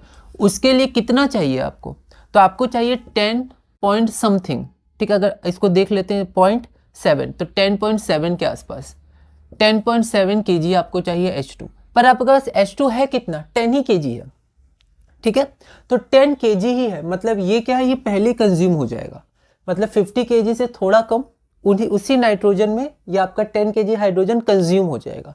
तो इसलिए हमारा जो लिमिटिंग रिएजेंट है वो क्या है, हाइड्रोजन है। तो इसमें क्या है, स्टार्टिंग में हमें थोड़ा सा पेशेंस रखना होगा, समझना होगा, ठीक है। तो हमारा जो बनेगा प्रोडक्ट, वो प्रोडक्ट किसके अनुसार बनेगा, तो वो प्रोडक्ट हमारा बनेगा 10 kg हाइड्रोजन के अनुसार, ठीक है। तो लिमिटिंग रिएजेंट के अनुसार ही हमारा प्रोडक्ट बनता है। तो अब हम लोग एक बार देख लेते हैं कि हम लोग कैसे प्रोडक्ट अब पता कर सकते हैं कि हमारा प्रोडक्ट कितना बनेगा। आप एक बार इसके आगे भी ट्राई कर सकते हैं, हम लोग अभी इसको कंटिन्यू करेंगे। अभी तक हमने क्या देखा, हमने सबसे पहले जो बैलेंस्ड इक्वेशन है उसको हमने किसके अनुसार पढ़ा, मोलर मास के अनुसार पढ़ा, और उसके बाद हमने कैलकुलेट किया कि हमारा जो लिमिटिंग रिएजेंट है वो हाइड्रोजन है। अब हमें क्या चाहिए प्रोडक्ट, तो अब हम सिर्फ लिमिटिंग रिएजेंट और प्रोडक्ट को कनेक्ट कर देंगे, ठीक है। यहाँ हमें क्या चाहिए, केजी में चाहिए, आप मोल में भी निकाल सकते हैं, केजी में करते हैं हम लोग। तो यहाँ पर सबसे पहले ग्राम में लेंगे, तो 6 gram hydrogen it requires 14 + 3 17 2 34 gram NH3, okay 34 gram NH3, ठीक है। अब हमारे पास है क्या, हमारे पास है 10 kg ऑफ हाइड्रोजन, तो हम लोग लिखेंगे अमाउंट ऑफ NH3। तो NH3 का अमाउंट कितना होगा, तो हमें NH3 का अमाउंट चाहिए, तो हमारा न्यूमरेटर में NH3 रहेगा, तो हमारा यूनिट फैक्टर बन जाएगा 34 ग्राम NH3 divided by 6 gram H2। आप आराम से यूनिटरी मेथड से भी निकाल सकते हैं, कोई दिक्कत नहीं है। मल्टीप्लाइड बाय कितना है हमारे पास 10 kg, तो हम लोग यहाँ लिख सकते हैं 10 × 1000 ग्राम H2। तो ये हटा। अब हम लोग इसको अप्रॉक्स कर लेंगे, तो 2 3s आर और 2 यहाँ पर 5s आर। तो यहाँ हम लोग देख लेते हैं 30 5s आर 150, 5 4s आर 20, तो 150 + 20 170, ऐसे भी चेक कर लेते हैं, 5 4s are 20, 0 carry 2, 5 3s are 15 2 17, okay. तो 170 × 1000 क्या मेंस वगैरह में ना अप्रॉक्सीमेशन बहुत इंपॉर्टेंट है, ठीक है, क्योंकि उसमें कैलकुलेशन तो देखा नहीं जाएगा, लेकिन क्या होता है क्वेश्चंस में थोड़े अगर हमारा जो ऑप्शंस है वो क्या हो थोड़े प्रिसाइज हमने देखा था, एक्यूरेसी प्रिसीजन प्रिसाइज हो तो फिर दिक्कत हो सकती है, तो आपको डेसिमल प्लेसेस में जाना होगा, पर फिर भी आप अप्रॉक्स करके ऑप्शन एलिमिनेट कर सकते हैं, इंपॉर्टेंट मेथड होता है। डिवाइडेड बाय 3, ठीक है। अब ग्राम है तो हम लोग डिवाइड बाय 1000 कर देंगे, तो हमें kg ऑफ NH3 आ जाएगा। अब ये हटा, ठीक है। अब यहाँ से हम लोग देखें तो इसको हम लोग लिख सकते हैं 150 + 20, ठीक है, 150 + 20, तो यहाँ पर ये तो 50 टाइम्स हो जाएगा, प्लस ये 6.66, तो आंसर हो जाएगा 56.66 kg ऑफ NH3। तो ये हमारा आंसर हो गया, ठीक है। अब अगर आप देखिएगा एक बार, जैसे मैं अगर आंसर देखूँ तो हमारा आंसर कितना है, आंसर हमारा 56.1 के आसपास है, 56.1 kg NH3, और यहाँ पर हमारा लगभग आया 56.6। तो थोड़ा कैलकुलेशन में कहीं पर हमने जल्दी ले लिया होगा, ठीक है, मतलब उतना प्रिसाइज हम लोग नहीं गए होंगे, ठीक है, तो एक्यूरेसी की तरफ हम लोग नहीं गए होंगे। वैसे इसका अगर आंसर आप देखिएगा तो 56.1 के पास आसपास आ रहा है, हमारा 56.6 आया, ठीक है, हमारा अप्रोक्स आया, पर आपने एक बार मेथड समझ लिया है ना। अब क्या है कि जो आप अगर बुक में देखिएगा तो बुक में हम लोग का मोल का इंफॉर्मेशन यूज किया, तो एक बार हम लोग मोल से भी करके देखते, कोई दिक्कत नहीं है, आपका आंसर उससे भी आ जाएगा। ठीक है, तो हम लोग क्या करते हैं, मोल से एक बार देखते हैं। मोल इन्फॉर्मेशन से आप चाहें तो एक बार वीडियो पॉज करके मोल इन्फॉर्मेशन से करके देखिए। ठीक है, तो यहाँ पर हमारे पास मोल इन्फॉर्मेशन है। ठीक है, तो हम लोग मोल से देख लेते हैं। ओके, चलिए, तो मोल से हम लोग कैसे देखेंगे, तो हम लोग इन्फॉर्मेशन को पहले मोल में लिखेंगे, लिमिटिंग रिएजेंट चेक करते हैं। तो यहाँ देखिए 1 मोल ऑफ N2, मोल्स नहीं लिखते हैं, चाहे 2 3 4 हो, MOL ही रहता है। ठीक है, जैसे केजी को केजीज नहीं लिखते हैं ना, 7 केजीज नहीं लिखते हैं, 7 केजी ही लिखते हैं। वैसे ये यूनिट है, यूनिट में एस नहीं लगाते हैं। तो 1 मोल 2 मोल 3 मोल, जब आप पूरा लिख रहे हो तो आप पूरा लिखिएगा। अगर आपको मोल्स लिखना है तो पूरा मोल्स ES लिखिएगा, वरना 5 मोल भी सही है, बिल्कुल सही है, एस नहीं लगाते हैं। ठीक है, तो 1 मोल N2 रिक्वायर्स 3 मोल H2। ठीक है, अब हमें क्या करना है, अब हमें देखना है कि हमारे पास लिमिटिंग रिएजेंट क्या है। ठीक है, तो इसी से चेक करते हैं। ठीक है, तो नंबर ऑफ मोल्स ऑफ हम लोग H2 निकालेंगे। ठीक है, तो हम लोग यहाँ लिख सकते हैं number of moles of H2। पहले हमने क्या निकाला था, मास, पर अब मोल निकालते हैं। तो number of moles of H2 निकालने के लिए पता होना चाहिए पहले हमारे पास कितना मोल नाइट्रोजन है, क्योंकि यहाँ कनेक्शन आपका मोल में हो रहा है। तो इसका यूनिट फैक्टर बनाएंगे, तो ऊपर मोल्स ऑफ हाइड्रोजन चाहिए तो मोल ऊपर रहेगा। ठीक है, तो 3 मोल H2 divided by 1 mole N2 into number of moles of N2। तो कितना मोल N2 हमारे पास है, तो देखिए इसको यूनिट फैक्टर में हम लोग कैसे कर सकते हैं। देखिए हमारे पास कितना है, 50 kg N2। ठीक है, अब मोल में कैसे कनेक्ट होता है नाइट्रोजन, तो हमें पता है 28 ग्राम N2 gives 1 mole of N2, या 28 gram of N2 is 1 mole of N2। तो यहाँ देखिए इसको पहले आप ग्राम में चेंज करिए, तो ग्राम में कैसे करिएगा, तो आपका 1000 ग्राम of N2 divided by 1 kg of N2। बस आप मन में रख सकते हैं कि ये कैंसिल होना चाहिए। ठीक है, तो 1 kg N2 में 1000 ग्राम होता है, तो kg हट गया, तो यहाँ पर हमारे पास ग्राम आ गया। ठीक है, पर अभी हमें मोल भी हटाना है। ठीक है, तो अब हम लोग इसको कनेक्ट करेंगे।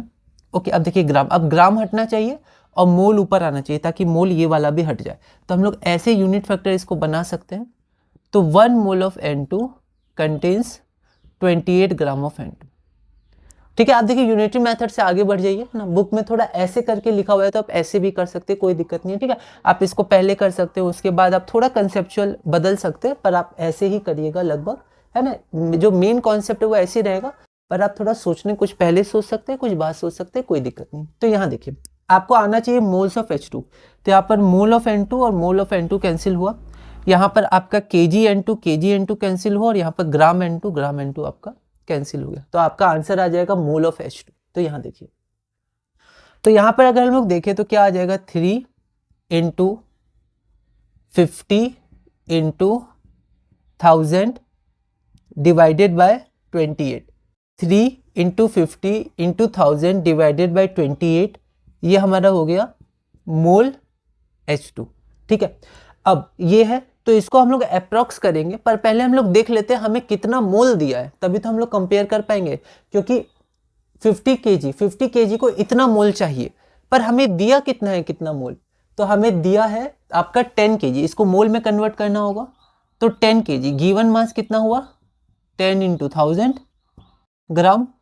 ठीक है, और आपका मोलर मास कितना होता है, यहाँ H2 है, H नहीं है। हमने पहली क्लास में देखा था, जब हमने इंपेरिकल फार्मूला निकाला था, वहां पर मोल में कन्वर्ट किया था ना, तो वहां हमने हाइड्रोजन एलिमेंट लिया था, पर यहाँ हम एलिमेंट नहीं लेंगे, यहाँ हम लोग पूरा इसका जो डायटोमिक मॉलिक्यूल है वो लेंगे। तो हमारे पास कितना हो जाएगा, H2 का मोलर मास 2 हो जाएगा। तो ये 2 हो जाएगा, तो हमारे पास कितना मोल हो गया, तो आपका 5 इंटू 10⁻³ मोल हो गया। मतलब 5 इंटू 10⁻³ मोल हमें दिया हुआ है, 5.5 इंटू 10⁻³ मोल हमें दिया हुआ है। तो हमें पता करना है कितना मोल यहाँ से हमें मिलेगा। तो यहाँ हम लोग देखते हैं, तो इसको आप कैलकुलेट कर सकते हैं। तो ये आपका हो गया 25, 4 7 आर, तो ये आपका हो गया 75 इंटू 1000 डिवाइडेड बाय 7, तो ये आपका कितना हो गया, तो आप देख सकते हैं कि 10⁻³, तो ये तो आपका 1000 रहेगा ही रहेगा, यहाँ आपका 10 पॉइंट समथिंग आ जाएगा आपका। तो 10 पॉइंट समथिंग आपका आ गया मोल of H2, mole of H2। ठीक है, आप कैलकुलेशन थोड़ा देख लीजिएगा, हम लोग सही कर रहे हैं ना। 4 7s आर एंड 4, यहाँ थोड़ा गलती हो रहा है ना, क्योंकि बहुत ज़्यादा आ गया था। जैसे हमने जब मास में देखा था तो मास में थोड़ा 10 पॉइंट समथिंग और 10 kg दिया हुआ था, तो यहाँ पर बहुत ज़्यादा फर्क आ गया था। 5 मोल से डायरेक्ट 10 मोल, दुगना आ गया था। ठीक है, तो इसलिए मुझे लगा शायद कुछ गलती हो रहा हो। ठीक है, तो ऐसे करके कुछ कुछ आप एक्सपीरियंस के साथ आप ये देख सकते हैं। ठीक है, कहाँ गलती हो रहा है नहीं हो रहा है, कुछ क्वेश्चन आप बनाएंगे तो बस आपको समझ में आने लगेगा। तो ये देखिए, अब हमने कॉन्सेप्ट अप्लाई किया। यहाँ पर थोड़ा कैलकुलेशन में कई बार दिक्कत होती है, क्योंकि जनरली जब हम लोग मैथ्स बनाते हैं तो हम लोग का कैलकुलेशन वीक होता है। ठीक है, तो हमें थोड़ा अरिथमेटिक पे भी हम काम कर सकते हैं, बहुत इंपॉर्टेंट है। ठीक है, हर जगह काम आता है। तो 4 7s आर और 4 1s आर 4। अच्छा, ये 4 से जाएगा तो है नहीं। ठीक है, तो हम लोग क्या करते हैं, इसको 2 से कर देते हैं 25 और इसको कर देते हैं 5 से 500। वैसे 1000 रहता है तो ज़्यादा सही रहता, पर कोई दिक्कत नहीं है। ठीक है, तो यहाँ पर हमारे पास क्या आ गया, तो यहाँ पर अगर हम लोग देखें तो यहाँ पर हमारे पास आ गया 25 5 सा। पहले इसको कर लेते, 25 5 सा 125।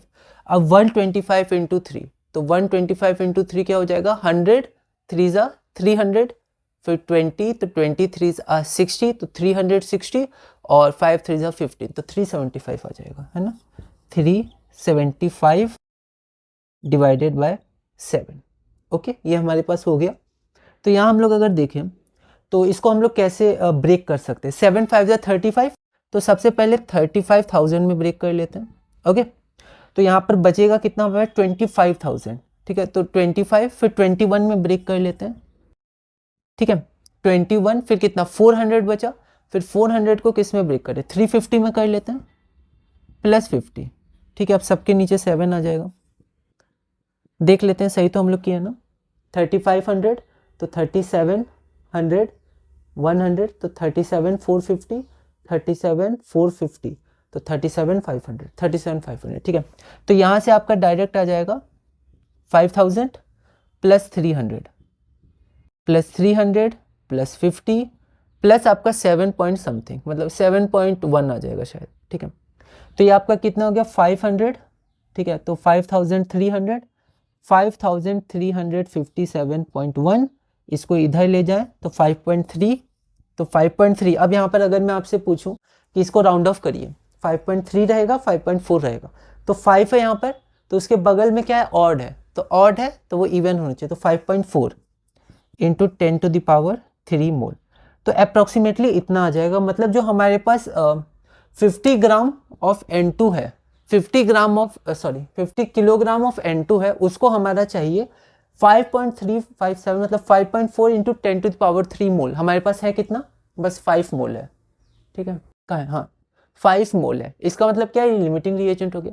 तो यहाँ से भी हम पता कर सकते हैं हमारा हाइड्रोजन क्या है, लिमिटिंग रिएजेंट। ठीक है, देखिए मैंने आपके सामने कैलकुलेशन की है, बिल्कुल हो सकता है कहीं पर कुछ मिस्टेक हुई होगी, तो आप खुद भी प्रैक्टिस करिएगा। ठीक है, और जहाँ पर आपको गलती लगे आप बिल्कुल उसको सुधार कर आगे बढ़िएगा। पर मुझे उम्मीद है मैंने कंसेप्ट आपको कुछ कुछ बताया है, आप उसको और रिफाइन कर सकते हैं, आप पढ़ सकते हैं और उनको देख सकते हैं और अपने नोट्स बना सकते हैं। ठीक है, क्योंकि लिमिटिंग रिएजेंट बहुत ही इंपॉर्टेंट ये कॉन्सेप्ट है हमारे लिए।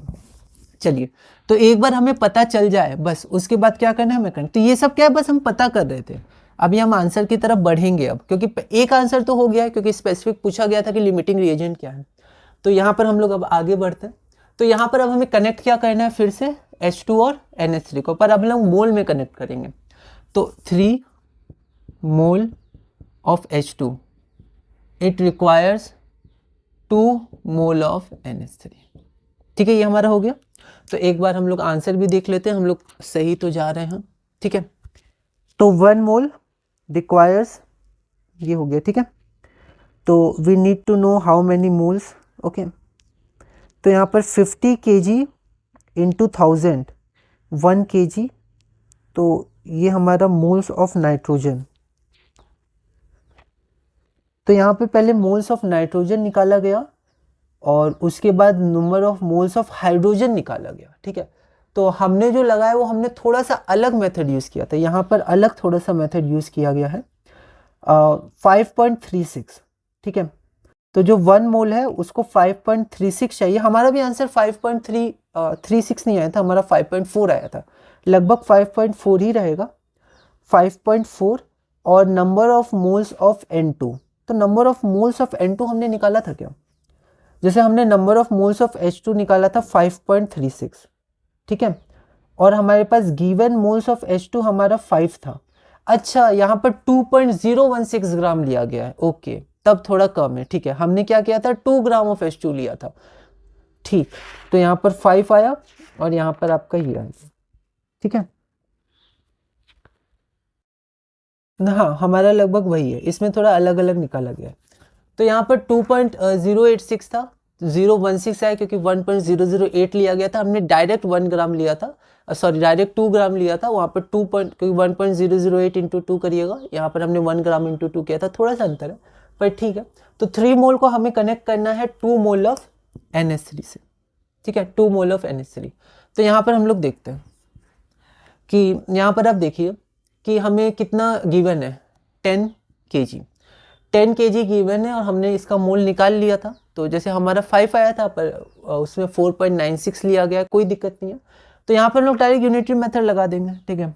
तो मान लेते हैं बुक के अनुसार ही चलते हैं, 4.96 into 10⁻³ mole of H2 direct लगा देंगे, तो 2/3 इंटू 4.96 इंटू 10⁻³ और ये हमारा आंसर आ जाएगा, ठीक है। इसको आप कैलकुलेट करके अगर देखिएगा तो इसमें मैंने डायमेंशनल एनालिसिस लगाया, आप लगा सकते हैं, कोई दिक्कत नहीं है, सेम ही आता है दोनों। और लिखा भी है कि यूनिटरी मेथड दूसरा नाम होता है डायमेंशन एनालिसिस का, ठीक है, दोनों एक ही हैं। तो यहाँ पर 3 और 2, ठीक है, तो यहाँ पर आपका आंसर आएगा 3.33 इंटू 10⁻³ मोल ऑफ NH3, है ना। और इसको क्या आपका अगर मास में कन्वर्ट करना है तो आपका मास कितना हो जाएगा, तो आपका गिवन मास बाय मोलर मास होता है नंबर ऑफ मोल्स, तो number of moles into molar mass, ठीक है। तो आप मोलर मास से मल्टीप्लाई करिएगा तो 17 ग्राम, ठीक है, 17 ग्राम, और 1 मोल में होता है तो नीचे 1 मोल लिख सकते हैं, डायमेंशनल एनालिसिस। तो मोल मोल हट जाएगा, 17 से आप इंटू करिएगा तो 56.1 kg आएगा, 56.1, हमारा 56.6 आया था पिछला बार, पर इससे आप करेंगे तो 60.1 kg आएगा ना। थोड़ा सा कैलकुलेशन आप देख लीजिए, डेसिमल में अगर थोड़ा सा अंतर हो, 1 प्लेस 2 प्लेस, तो उससे फ़र्क पड़ जाता है बिल्कुल, ठीक है, लार्ज क्वांटिटीज़ होती हैं, ठीक है। तो यहाँ से फिर मैंने एक मेथड जो हमने पहले किया था, जब हम इस इंफॉर्मेशन को, जैसे यहाँ मोल में पढ़ा गया, हमने अगर हम इस इंफॉर्मेशन को मास में पढ़ेंगे तो जैसे पहले हमने देखा था वैसे हो जाएगा। तो ठीक है फ्रेंड्स, हमने ये अपना पूरा किया। देखिए ये बहुत ही इम्पोर्टेंट हमारा चैप्टर है, ठीक है, और ये जो कॉन्सेप्ट है लिमिटिंग रिएजेंट्स का, ये बहुत ही इम्पोर्टेंट कॉन्सेप्ट है, ठीक है। स्टार्टिंग में हो सकता है कि थोड़ा सा कन्फ्यूजन हुआ हो, ठीक है, पर मैंने कोशिश की, और अगर आप इसको और अच्छे से अगर आप इसको पढ़िएगा, ठीक है, तो उसके लिए आपको क्या करना होगा, रीडिंग करनी होगी, ठीक है। हम लोग क्या करते हैं, जनरली रीडिंग नहीं करते हैं, क्वेश्चन समझ लेते हैं और आगे बढ़ जाते हैं, लेकिन ये नहीं, क्योंकि जो हमारी बुक्स हैं वो एक्सपीरियंस राइटर्स लिखते हैं, ठीक है, तो वो लोग जो वर्ड्स लिखते हैं वो टेक्निकल लैंग्वेज लिखते हैं और इजी वर्ड्स में लिखते हैं, तो जो जब हम वो समझेंगे तो फिर हमें बिल्कुल और अच्छे से बातें समझ में आएंगे। तो आपको, मुझे उम्मीद है, एक बेसिक आइडिया पता चल गया होगा। अब आप क्या करिए, कम से कम NCERT रीड करिए, अपने नोट्स रीड करिए, ठीक है, और क्वेश्चंस प्रैक्टिस करिए और कनेक्ट करिए। तो हम क्या कर रहे हैं, रीडिंग, रिविजन, कनेक्शन, ऐसे करके हम लोग आगे बढ़े। तो ये क्लास हमारा यहीं पर पूरा होता है। अब हम लोग जितने भी क्वेश्चंस किए थे उसको हम लोग एक बार PDF में देख लेते हैं, और अगली क्लास हमारी लास्ट क्लास होगी। और जैसा मैंने आपको कहा कि आपको अगर इसके क्वेश्चंस प्रैक्टिस करने हैं, तो मैं जब क्वेश्चंस एक लेक्चर, मतलब एक सीरीज़ में, प्लेलिस्ट में, आप यूट्यूब में प्लेलिस्ट में देख सकते हैं, वहाँ सिर्फ सम बेसिक कॉन्सेप्ट और क्वेश्चंस लिखे होंगे, वहाँ सिर्फ और सिर्फ हम लोग क्वेश्चंस करेंगे। थोड़ी बहुत थ्योरी ऐसे समझ लेंगे, पर सिर्फ क्वेश्चंस करेंगे और समझने के लिए करेंगे। हम लोग कोई लैंग्वेज अभी नहीं देखेंगे। जब आप अपने एग्जाम में, स्कूल के एग्जाम में लिखे तो आप बिल्कुल लैंग्वेज लिखिएगा, तो वो हम लोग फिर करेंगे। तो अगली क्लास हमारी लास्ट क्लास होगी, और उसके बाद हम लोग चैप्टर 2 स्ट्रक्चर ऑफ एटम शुरू करेंगे, और धीरे धीरे इसी तरह क्लास 11th केमिस्ट्री में आगे बढ़ेंगे। तब तक हम लोग, आप प्रैक्टिस करिएगा, और हम लोग मिलते हैं फिर अपने अगले लेक्चर में, अगली क्लास में, जो हमारा क्लास नंबर 4 होगा और इस चैप्टर का आखिरी क्लास होगा। तो अब हम लोग क्लास 3 एक बार देख लेते हैं, जो हमने समझा एक बार हम लोग पीडीएफ में उसको पढ़ लेते हैं। तो स्टोइशियोमेट्री एंड स्टोइशियोमेट्रिक कैलकुलेशंस, तो इसमें हम लोग रिएक्टेंट्स और प्रोडक्ट्स का मास और कभी कभी वॉल्यूम कैलकुलेट करते हैं। कंपटीशन के लिए बहुत इंपॉर्टेंट चैप्टर है, बोर्ड के लिए भी और बेसिक अंडरस्टैंडिंग के लिए भी। तो before calculation we need balanced chemical equation of a given reaction, जैसे कंबशन ऑफ मीथेन। तो ये रिएक्टेंट्स होते हैं, ये प्रोडक्ट्स, ये हमने 10th में भी देखा था। और ये जो फिजिकल स्टेट होता है, 10th में भी आया था कि फिजिकल स्टेट को हम लोग कैसे रिप्रेजेंट कर सकते हैं, और इन्हें हमें स्टोइशियोमेट्रिक कोफिशिएंट्स कहते हैं। It represents the number of molecules, अगर हम लोग मॉलिक्यूल्स के टर्म में पढ़ेंगे, मोल्स अगर हम लोग मोल्स के टर्म में पढ़ेंगे, of reactants used and the product formed in the reaction. ठीक है, फिर ये बहुत इंपॉर्टेंट है।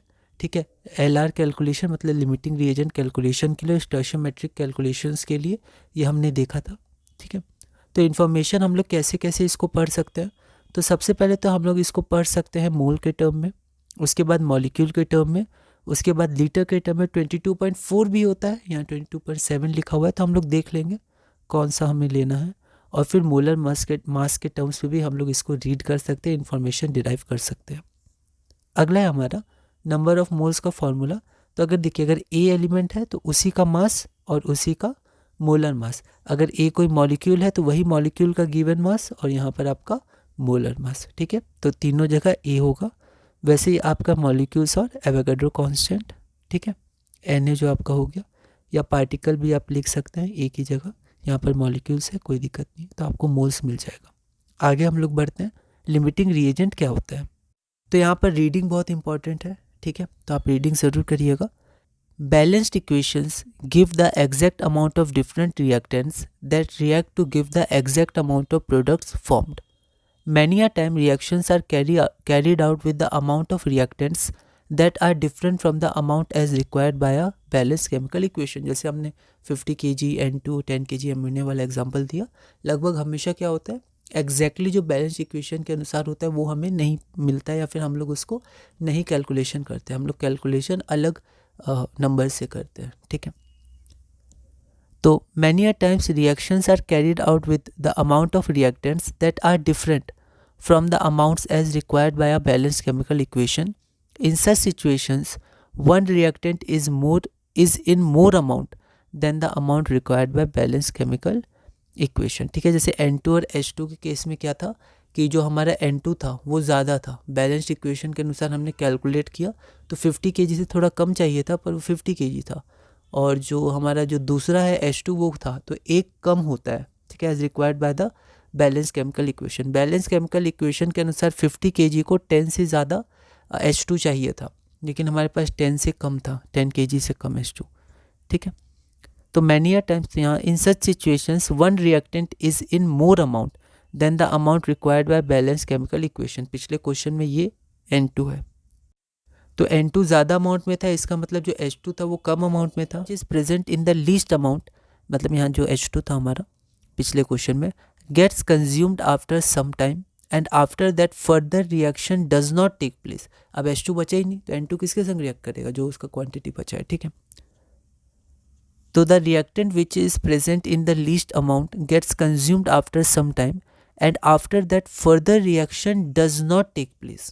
आगे का रिएक्शन नहीं होगा whatever be the amount of the other reactant. ठीक है, चाहे N2 कितना भी बचा रहे, आगे रिएक्शन होगा नहीं, क्योंकि H2 है ही नहीं अमोनिया बनाने के लिए। Hence the reactant, ये हमें ध्यान रखना है। लिमिटिंग रिएजेंट क्या होता है, the reactant which gets consumed first limits the amount of product formed. ठीक है, and is therefore known as limiting reagent. ठीक है, आगे बढ़ते हैं। तो note, in performing stoichiometric calculations this aspect is also to be kept in mind. limiting reagent बहुत important है। अब हम लोग क्वेश्चन देख लेते हैं। Calculate the amount of water in gram, पहले ही दिया है, produced by the combustion of 16 gram of methane. ठीक है, NCERT सॉल्व एग्जाम्पल का क्वेश्चन है। तो सबसे पहले स्टेप है बैलेंस केमिकल इक्वेशन और स्टेप 2 कैलकुलेशन। आप स्टेप 2 भी इसमें लिख सकते हैं, स्टेप 3 आप कर सकते हैं, अपनी तरह से मॉडिफाई कर सकते हैं। तो ये बैलेंस केमिकल इक्वेशन हुआ। गिवन क्या है, मास, और चाहिए भी हमें क्या, मास। तो हम लोग इन्फॉर्मेशन क्या करते हैं, मास में ही डिराइव करते हैं। तो we need answer in mass, तो we use the information 16 grams combined with 2 × 32 gram to give 44 gram and 2 × 18 gram. ठीक है, अब ये जो O2 है वो क्वेश्चन में नहीं दिया हुआ है, तो हम लोग इसको एक्सेस में लेंगे। अगर ये एक्सेस में है तो ये कभी ख़त्म नहीं होगा, तो क्या पहले ख़त्म हो जाएगा। ठीक है, क्योंकि आपका जो लिमिटिंग रिएजेंट था उसका डेफिनेशन क्या था कि that consume first which gets consume first. तो पहले क्या कंज्यूम हो जाएगा, तो हमारा मीथेन कंज्यूम हो जाएगा। तो हमारा मीथेन क्या हो गया, लिमिटिंग रिएजेंट हो गया, तो लिमिट्स द प्रोडक्ट। ठीक है, अब एनसीईआरटी में मोल्स से इन्फॉर्मेशन ली गई है, तो आप मोल्स से भी कर सकते हैं एनसीईआरटी के अनुसार, कोई दिक्कत नहीं है। ठीक है, तो 16 ग्राम के लिए 36 ग्राम ऑफ H2, ये आपको किससे मिला, डायरेक्ट बैलेंस इक्वेशन से इन्फॉर्मेशन मिली। ठीक है, अब यहाँ पर जो आपका गिवन अमाउंट है वो भी सेम है यहाँ पर, हमेशा नहीं होता है, तो हमारा आंसर कितना हो जाएगा, 36 ग्राम ऑफ H2। ओके, ठीक है, तो हमने कनेक्ट किसको किया, CH4 और H2O को अकॉर्डिंग टू क्वेश्चन, क्योंकि लिमिटिंग रिएजेंट ही कनेक्ट होता है प्रोडक्ट से, वही लिमिट करता है अमाउंट को। प्रोडक्ट हमारे सिर्फ वाटर चाहिए था, CO2 नहीं चाहिए, तो प्रोडक्ट से H2O लिया, और जो हमारे जो रिएक्टेंट थे उसका एक CH4 एक O2 था, तो CH4 को लिया, तो एक रिएक्टेंट और एक प्रोडक्ट, ऐसे करके इक्वेशन हम लोग बना के यूनिटरी मेथड से या फिर डायमेंशनल एनालिसिस से डायरेक्ट सॉल्व कर सकते हैं। तो आंसर हमारा हो गया 36 ग्राम ऑफ H2। अगला क्वेश्चन हम लोग देखते हैं, how many moles of methane are required to produce 22 gram of CO2, मतलब ग्राम में, मतलब मोल्स ऑफ मीथेन ये ग्राम, तो यहाँ पर अच्छा एक गैस होगा। ठीक है, गैस है CO2 गैस, तो फिर शायद ये भी गैस होगा। यहाँ पर अमाउंट ऑफ वाटर गैस लिखा है, पता नहीं ग्राम है कि ये गैस है, देख लेंगे हम लोग। ठीक है, लेकिन यहाँ जो CO2 है वो तो आपका गैस ही होगा, क्योंकि ग्राम तो ये पहले ही दिया हुआ है, और फाइंड मीथेन को गैस मोल्स में करना है, ये भी पहले ही दिया हुआ है, तो CO2 गैस हो जाएगा ना। तो ये कुछ चीज़ें होती है जो हमें ध्यान रखना है। ठीक है, और ये आपका ब्रैकेट में भी दिया है, तो ये गैस है। ठीक है, तो वहाँ भी शायद गैस होगा, पर अमाउंट को हमने ग्राम में लिया, कोई दिक्कत नहीं है।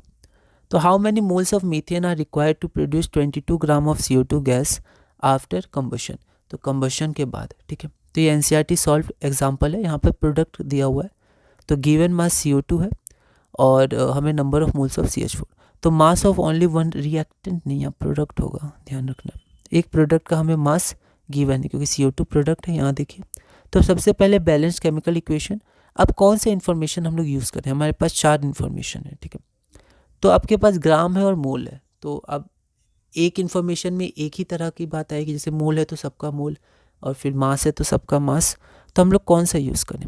ठीक है, अब यहाँ पर देखिए मैंने थोड़ा हिंदी यूज़ किया है, थोड़ा इंग्लिश अपनी तरह से इसको लिखा है। ठीक है, तो आप इसको देख सकते हैं, और आप अपनी तरह से इंग्लिश में कैसे भी आपको नोट्स बनाने हैं अपनी तरह से आप बना सकते हैं। तो पिछले क्वेश्चन में गिवन क्या था, मास, और फाइंड भी हमें मास करना था। ठीक है, तो इन्फॉर्मेशन था मास में, तो हमने मास की इन्फॉर्मेशन यूज़ कर ली, पर यहाँ पर गिवन मास है और कैलकुलेट हमें क्या करना है, मोल्स करना है, तो हमें मोल्स चाहिए। तो हम लोग पहले दोनों में से कोई एक इन्फॉर्मेशन, तो हम लोग जो चाहिए उसके अनुसार इन्फॉर्मेशन ले लेते हैं, मोल्स। ठीक है, तो लिमिटिंग रिएजेंट फिर से मीथेन हो गया, क्योंकि O2 के बारे में मतलब मेंशन नहीं किया। ठीक है, एक बात और, कनेक्शन एंड एक्सपीरियंस, यही आपका एक्सपीरियंस होता है। जब आप पिछले क्वेश्चन में ऐसा हुआ था फिर आप कनेक्ट करते हैं, यहाँ थोड़ा अलग हुआ है, तो पिछले क्वेश्चन को एक बार देखिए, फिर इस क्वेश्चन को देखिए, फिर आगे बढ़िए, फिर आप ऐसे कनेक्ट करते जाइएगा ना, तो ये इसी को एक्सपीरियंस बोलते रहते हैं, तो अनुभव बढ़ेगा, फिर जो नया क्वेश्चन आएगा तो हम लोग कनेक्ट कर सकते हैं पिछले क्वेश्चन के अनुसार। ठीक है, तो यहाँ फिर से लिमिटिंग रिएजेंट हमारा क्या हो जाएगा, O2 हो जाएगा। कनेक्शन, प्रैक्टिस, रिवीजन, तो एक्सपीरियंस किससे आता है, कनेक्शन से, प्रैक्टिस से, रिवीजन से, क्वेश्चन से, है ना। तो आगे बढ़ते हैं हम लोग। तो यहाँ पर O2 के बारे में और कुछ मेंशन नहीं किया है, तो लिमिटिंग रिएजेंट मीथेन हो गया, और CO2 के बारे में इंफॉर्मेशन दिया है CO2, तो हम लोग कनेक्ट किसको करेंगे, CH4 और CH2 को। मोल के अनुसार कर रहे हैं, तो 1 mole of methane gives 1 mole of CO2 from 1। ठीक है, या फिर हम लोग लिख सकते हैं 1 mole of CO2 gives 1 mole of CH4। ठीक है, अब क्योंकि हमें CO2 का मास दिया तो उसको हम लोग लेफ्ट में रखते हैं, जैसे यूनिटरी मेथड में होता है। ठीक है, तो गिवन मोल्स हमारे पास कितना है, 0.5 मोल। ठीक है, तो हमने गिवन मास में मोलर मास किया, तो 1 मोल, तो 1 मोल देगा, तो 0.5, तो 1/1 इंटू 0.5, मतलब 0.5 ही आपका आंसर हो जाएगा। ओके, आगे बढ़ते हैं। अब अगर हम लोग डायमेंशनल एनालिसिस के अनुसार देखें, ठीक है, तो इसको कैसे लिख सकते हैं, देखिए यहाँ पर हमारे 22 ग्राम ऑफ CO2 है, और हमें बताना है कितना मोल ऑफ CO2 है। ठीक है, तो 1 मोल ऑफ CO2 होता है 44 ग्राम ऑफ CO2। ठीक है, तो यहाँ से यूनिट फैक्टर क्या हो जाएगा, हमें चाहिए क्या, ग्राम ऑफ CO2 कि मोल ऑफ CO2, तो हमें चाहिए number of moles of CO2, क्योंकि यहाँ पर हमें मोल्स चाहिए, तो न्यूमरेटर में मोल्स रहेगा, तो यूनिट फैक्टर बनेगा, इसको इधर ले जाएंगे 44 को, तो 1 mole of CO2 by 40, 4 gram of CO2 और गिवन ग्राम 22 है तो 0.5। ठीक है, ये सब में डायरेक्ट यूनिटरी मेथड ही सही रहता है। ठीक है, ये भी आप देख सकते हैं, कोई दिक्कत नहीं। अगला मेथड क्या है कि हम लोग अब इन्फॉर्मेशन मोल की जगह मास का भी यूज़ कर सकते हैं, कोई दिक्कत नहीं है। तो पहले मास ऑफ CH4 हम लोग कैलकुलेट करते हैं, फिर मोल्स ऑफ CH4 हम लोग कैलकुलेट कर लेंगे, क्योंकि हमें आंसर तो मोल्स में चाहिए पर इन्फॉर्मेशन मास में यूज़ करें तो सबका मास पता होना चाहिए। ठीक है, तो 44 ग्राम ऑफ CO2 हमारा 16 ग्राम ऑफ CH4 देता है according to balance chemical equation. या ऐसे करिए, ऐसे नहीं देता है, वो बनता है ना यहाँ पर, क्योंकि प्रोडक्ट है ये, तो ऐसे हम लोग बोल सकते हैं 44 gram of CO2 is obtain from, वो बनता है 16 ग्राम ऑफ CH4 से। तो क्या करिए, इसको 2 से डिवाइड करिए, क्योंकि 22 ग्राम है, 2 से डिवाइड करने पे आया, तो इसको भी 2 से डिवाइड कर दीजिए। तो 16 से 16 डिवाइडेड बाई 2 8 है ना। तो हम लोग यहाँ से भी डायरेक्ट कर सकते हैं, वरना आप इसको इधर ले जाइए, फिर इंटू करिए 22 से, एक ही बात होगी। ठीक है, तो यहाँ पर आपका आंसर कितना आ जाएगा, 8 ग्राम ऑफ CH4। अब हमें आंसर क्या चाहिए, आंसर चाहिए मोल्स में। ठीक है, अब 1 मोल CH4 होता है 16 ग्राम CH4, तो यूनिट फैक्टर हो जाएगा 1 mole of CH4 by 16 gram of CH4, और इसको इंटू कर देंगे गिवन मास से, तो हमारा आंसर हो जाएगा 0.5 मोल्स ऑफ CH4। एक ही बात है, कोई दिक्कत नहीं है। कैसे लिखना है वो आप देख सकते हैं। अगला क्वेश्चन हमारे पास है 50 kg of N2 gas and 10 kg of H2 gas are mixed to produce NH3 gas. Calculate the amount of NH3 formed. Identify the limiting reagent in the production of NH3 in this situation. And NCERT solved example का है। अच्छा question है, इसको आप एक ध्यान रखिएगा, आप रेफरेंस क्वेश्चन की तरह से भी इसको यूज़ कर सकते हैं। ठीक है, तो इसको हम लोग जल्दी से एक बार देख लेते हैं। हमारे पास गिवन है, हमें फाइंड करना है। आपको कैसे लिखना है लैंग्वेज में वो भी आप देख सकते हैं। तो सबसे पहले हम लोग बैलेंस्ड इक्वेशन लिख दिए। उसके बाद पिछले क्वेश्चन में information about only one reactant, एक ही रिएक्टेंट को हमारा इन्फॉर्मेशन दिया था, तो दूसरा हमने एक्सेस मान के जिसके बारे में इन्फॉर्मेशन दिया था उसी को लिमिटिंग रिएजेंट माना और हम लोग आगे बढ़े। ठीक है, क्योंकि लिमिटिंग रिएजेंट बहुत इंपॉर्टेंट है, वही डिटरमाइन करते हैं amount of product form. But here we have information in terms of mass for both the reaction, क्योंकि इन्फॉर्मेशन 4 तरह से ले सकते हैं, वॉल्यूम से भी ले सकते हैं, मास से भी ले सकते हैं, मॉलिक्यूल से, मोल से।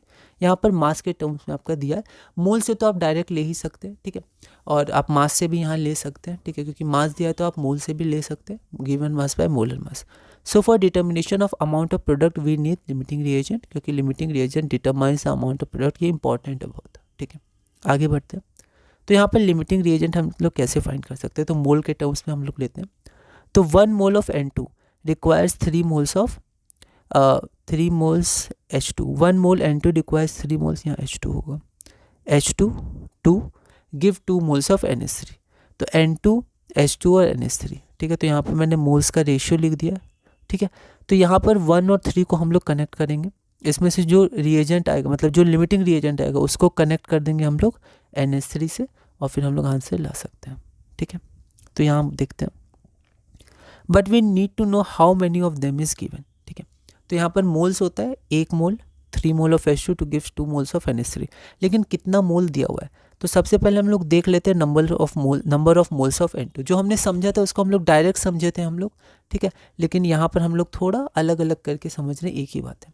तो number of moles of N2 हम लोग देख लेते हैं। तो यहाँ पर हमारे पास क्या आएगा, यूनिटरी मेथड या फिर डायमेंशन एनालिसिस बोल सकते हैं। तो number of moles of N2, तो गिवन मास कितना है 50 ग्राम N2, 50 kg N2। तो kg को हम लोग को ग्राम में कन्वर्ट करना है। ठीक है, तो 1 kg में 1000 ग्राम होता है, तो ऊपर 1000 आएगा यूनिट फैक्टर, हम लोग ग्राम में चाहिए, तो 1000 बाय 1 kg N2। तो kg हटा।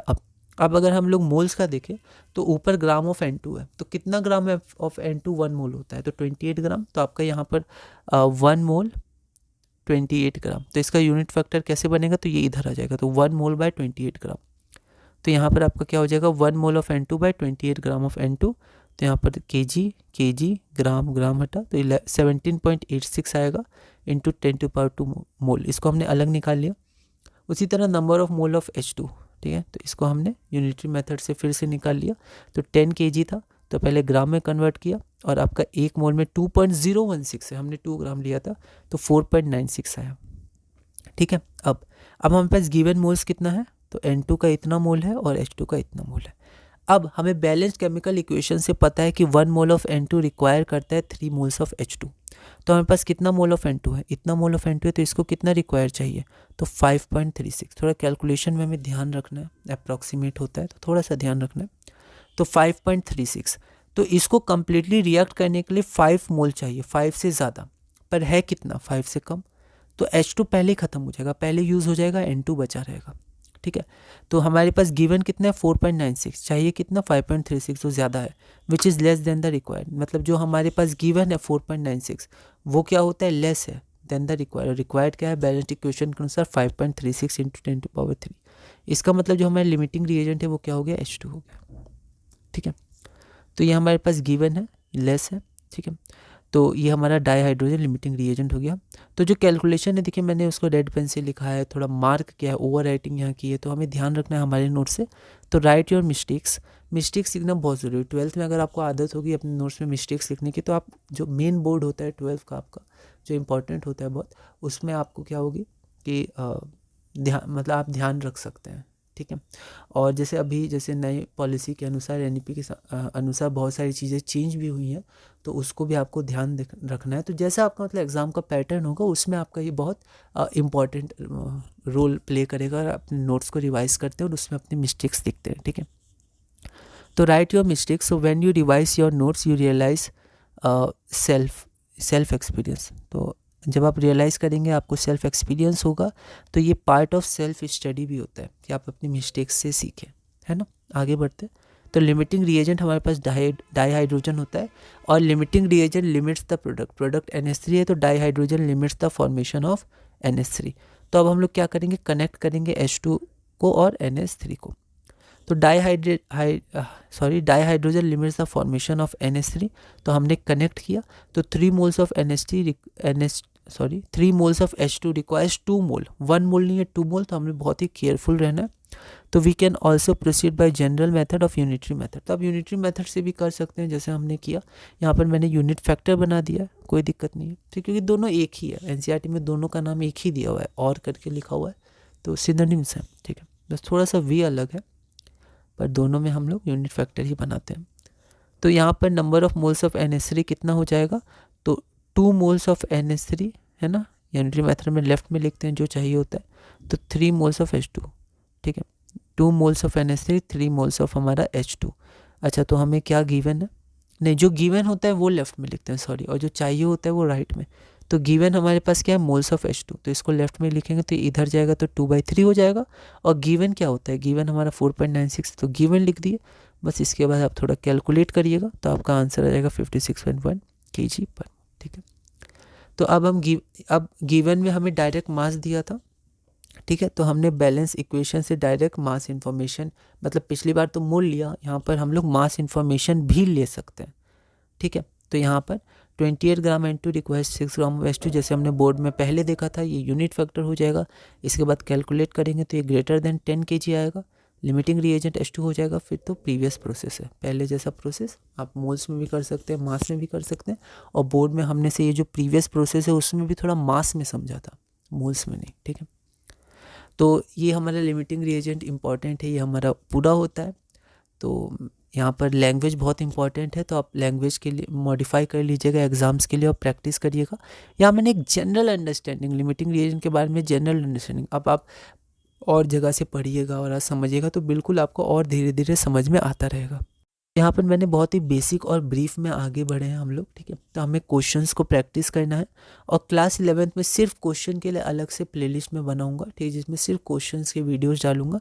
तो जब मैं बनाऊंगा तो आप प्लेलिस्ट में उसको देख सकते हैं, उसमें NCERT के रहेंगे, एग्जाम्पलर के रह सकते हैं, कॉम्पिटिशन के क्वेश्चंस भी रह सकते हैं, तो आप वैसे करके इसमें आगे बढ़ सकते हैं, ठीक है। तो ये हमारा पूरा हुआ और अब हम लोग क्लास 4 शुरू करेंगे और हम लोग फिर धीरे धीरे आगे बढ़ेंगे। आप प्रैक्टिस करिएगा, फिर से समझिएगा, ठीक है। बहुत बातें हो सकती हैं मिक्सअप हो जाए, बिल्कुल हो सकती हैं, शुरुआत है, पर हमें डरना नहीं, घबराना नहीं, धीरे धीरे उसको रिवाइज करना है और आगे बढ़ना है। थोड़ा ही थोड़ा समय देना है, पर उसको स्टेडी रहना है, स्लो रहना है बट स्टेडी रहना है, धीरे धीरे रिवाइज करते हुए आगे बढ़ना है। थोड़ा अगर आप रेस्ट लेना चाहिए आप रेस्ट ले सकते हैं, लेकिन फिर जब आप पढ़ें तो रिवाइज करके वहीं से कंटिन्यू करें, है ना। मोटिवेटेड रहें जितना हो सके, हिम्मत नहीं हारें और धीरे धीरे आगे बढ़ें। तो हम लोग मिलते हैं अपनी अगली क्लास में, जिसमें हम लोग इसे कंटिन्यू करेंगे और अगली क्लास लास्ट क्लास होगी जिसमें हम ये चैप्टर पूरा करेंगे और हम लोग chapter number 2 structure of atoms में आगे बढ़ेंगे।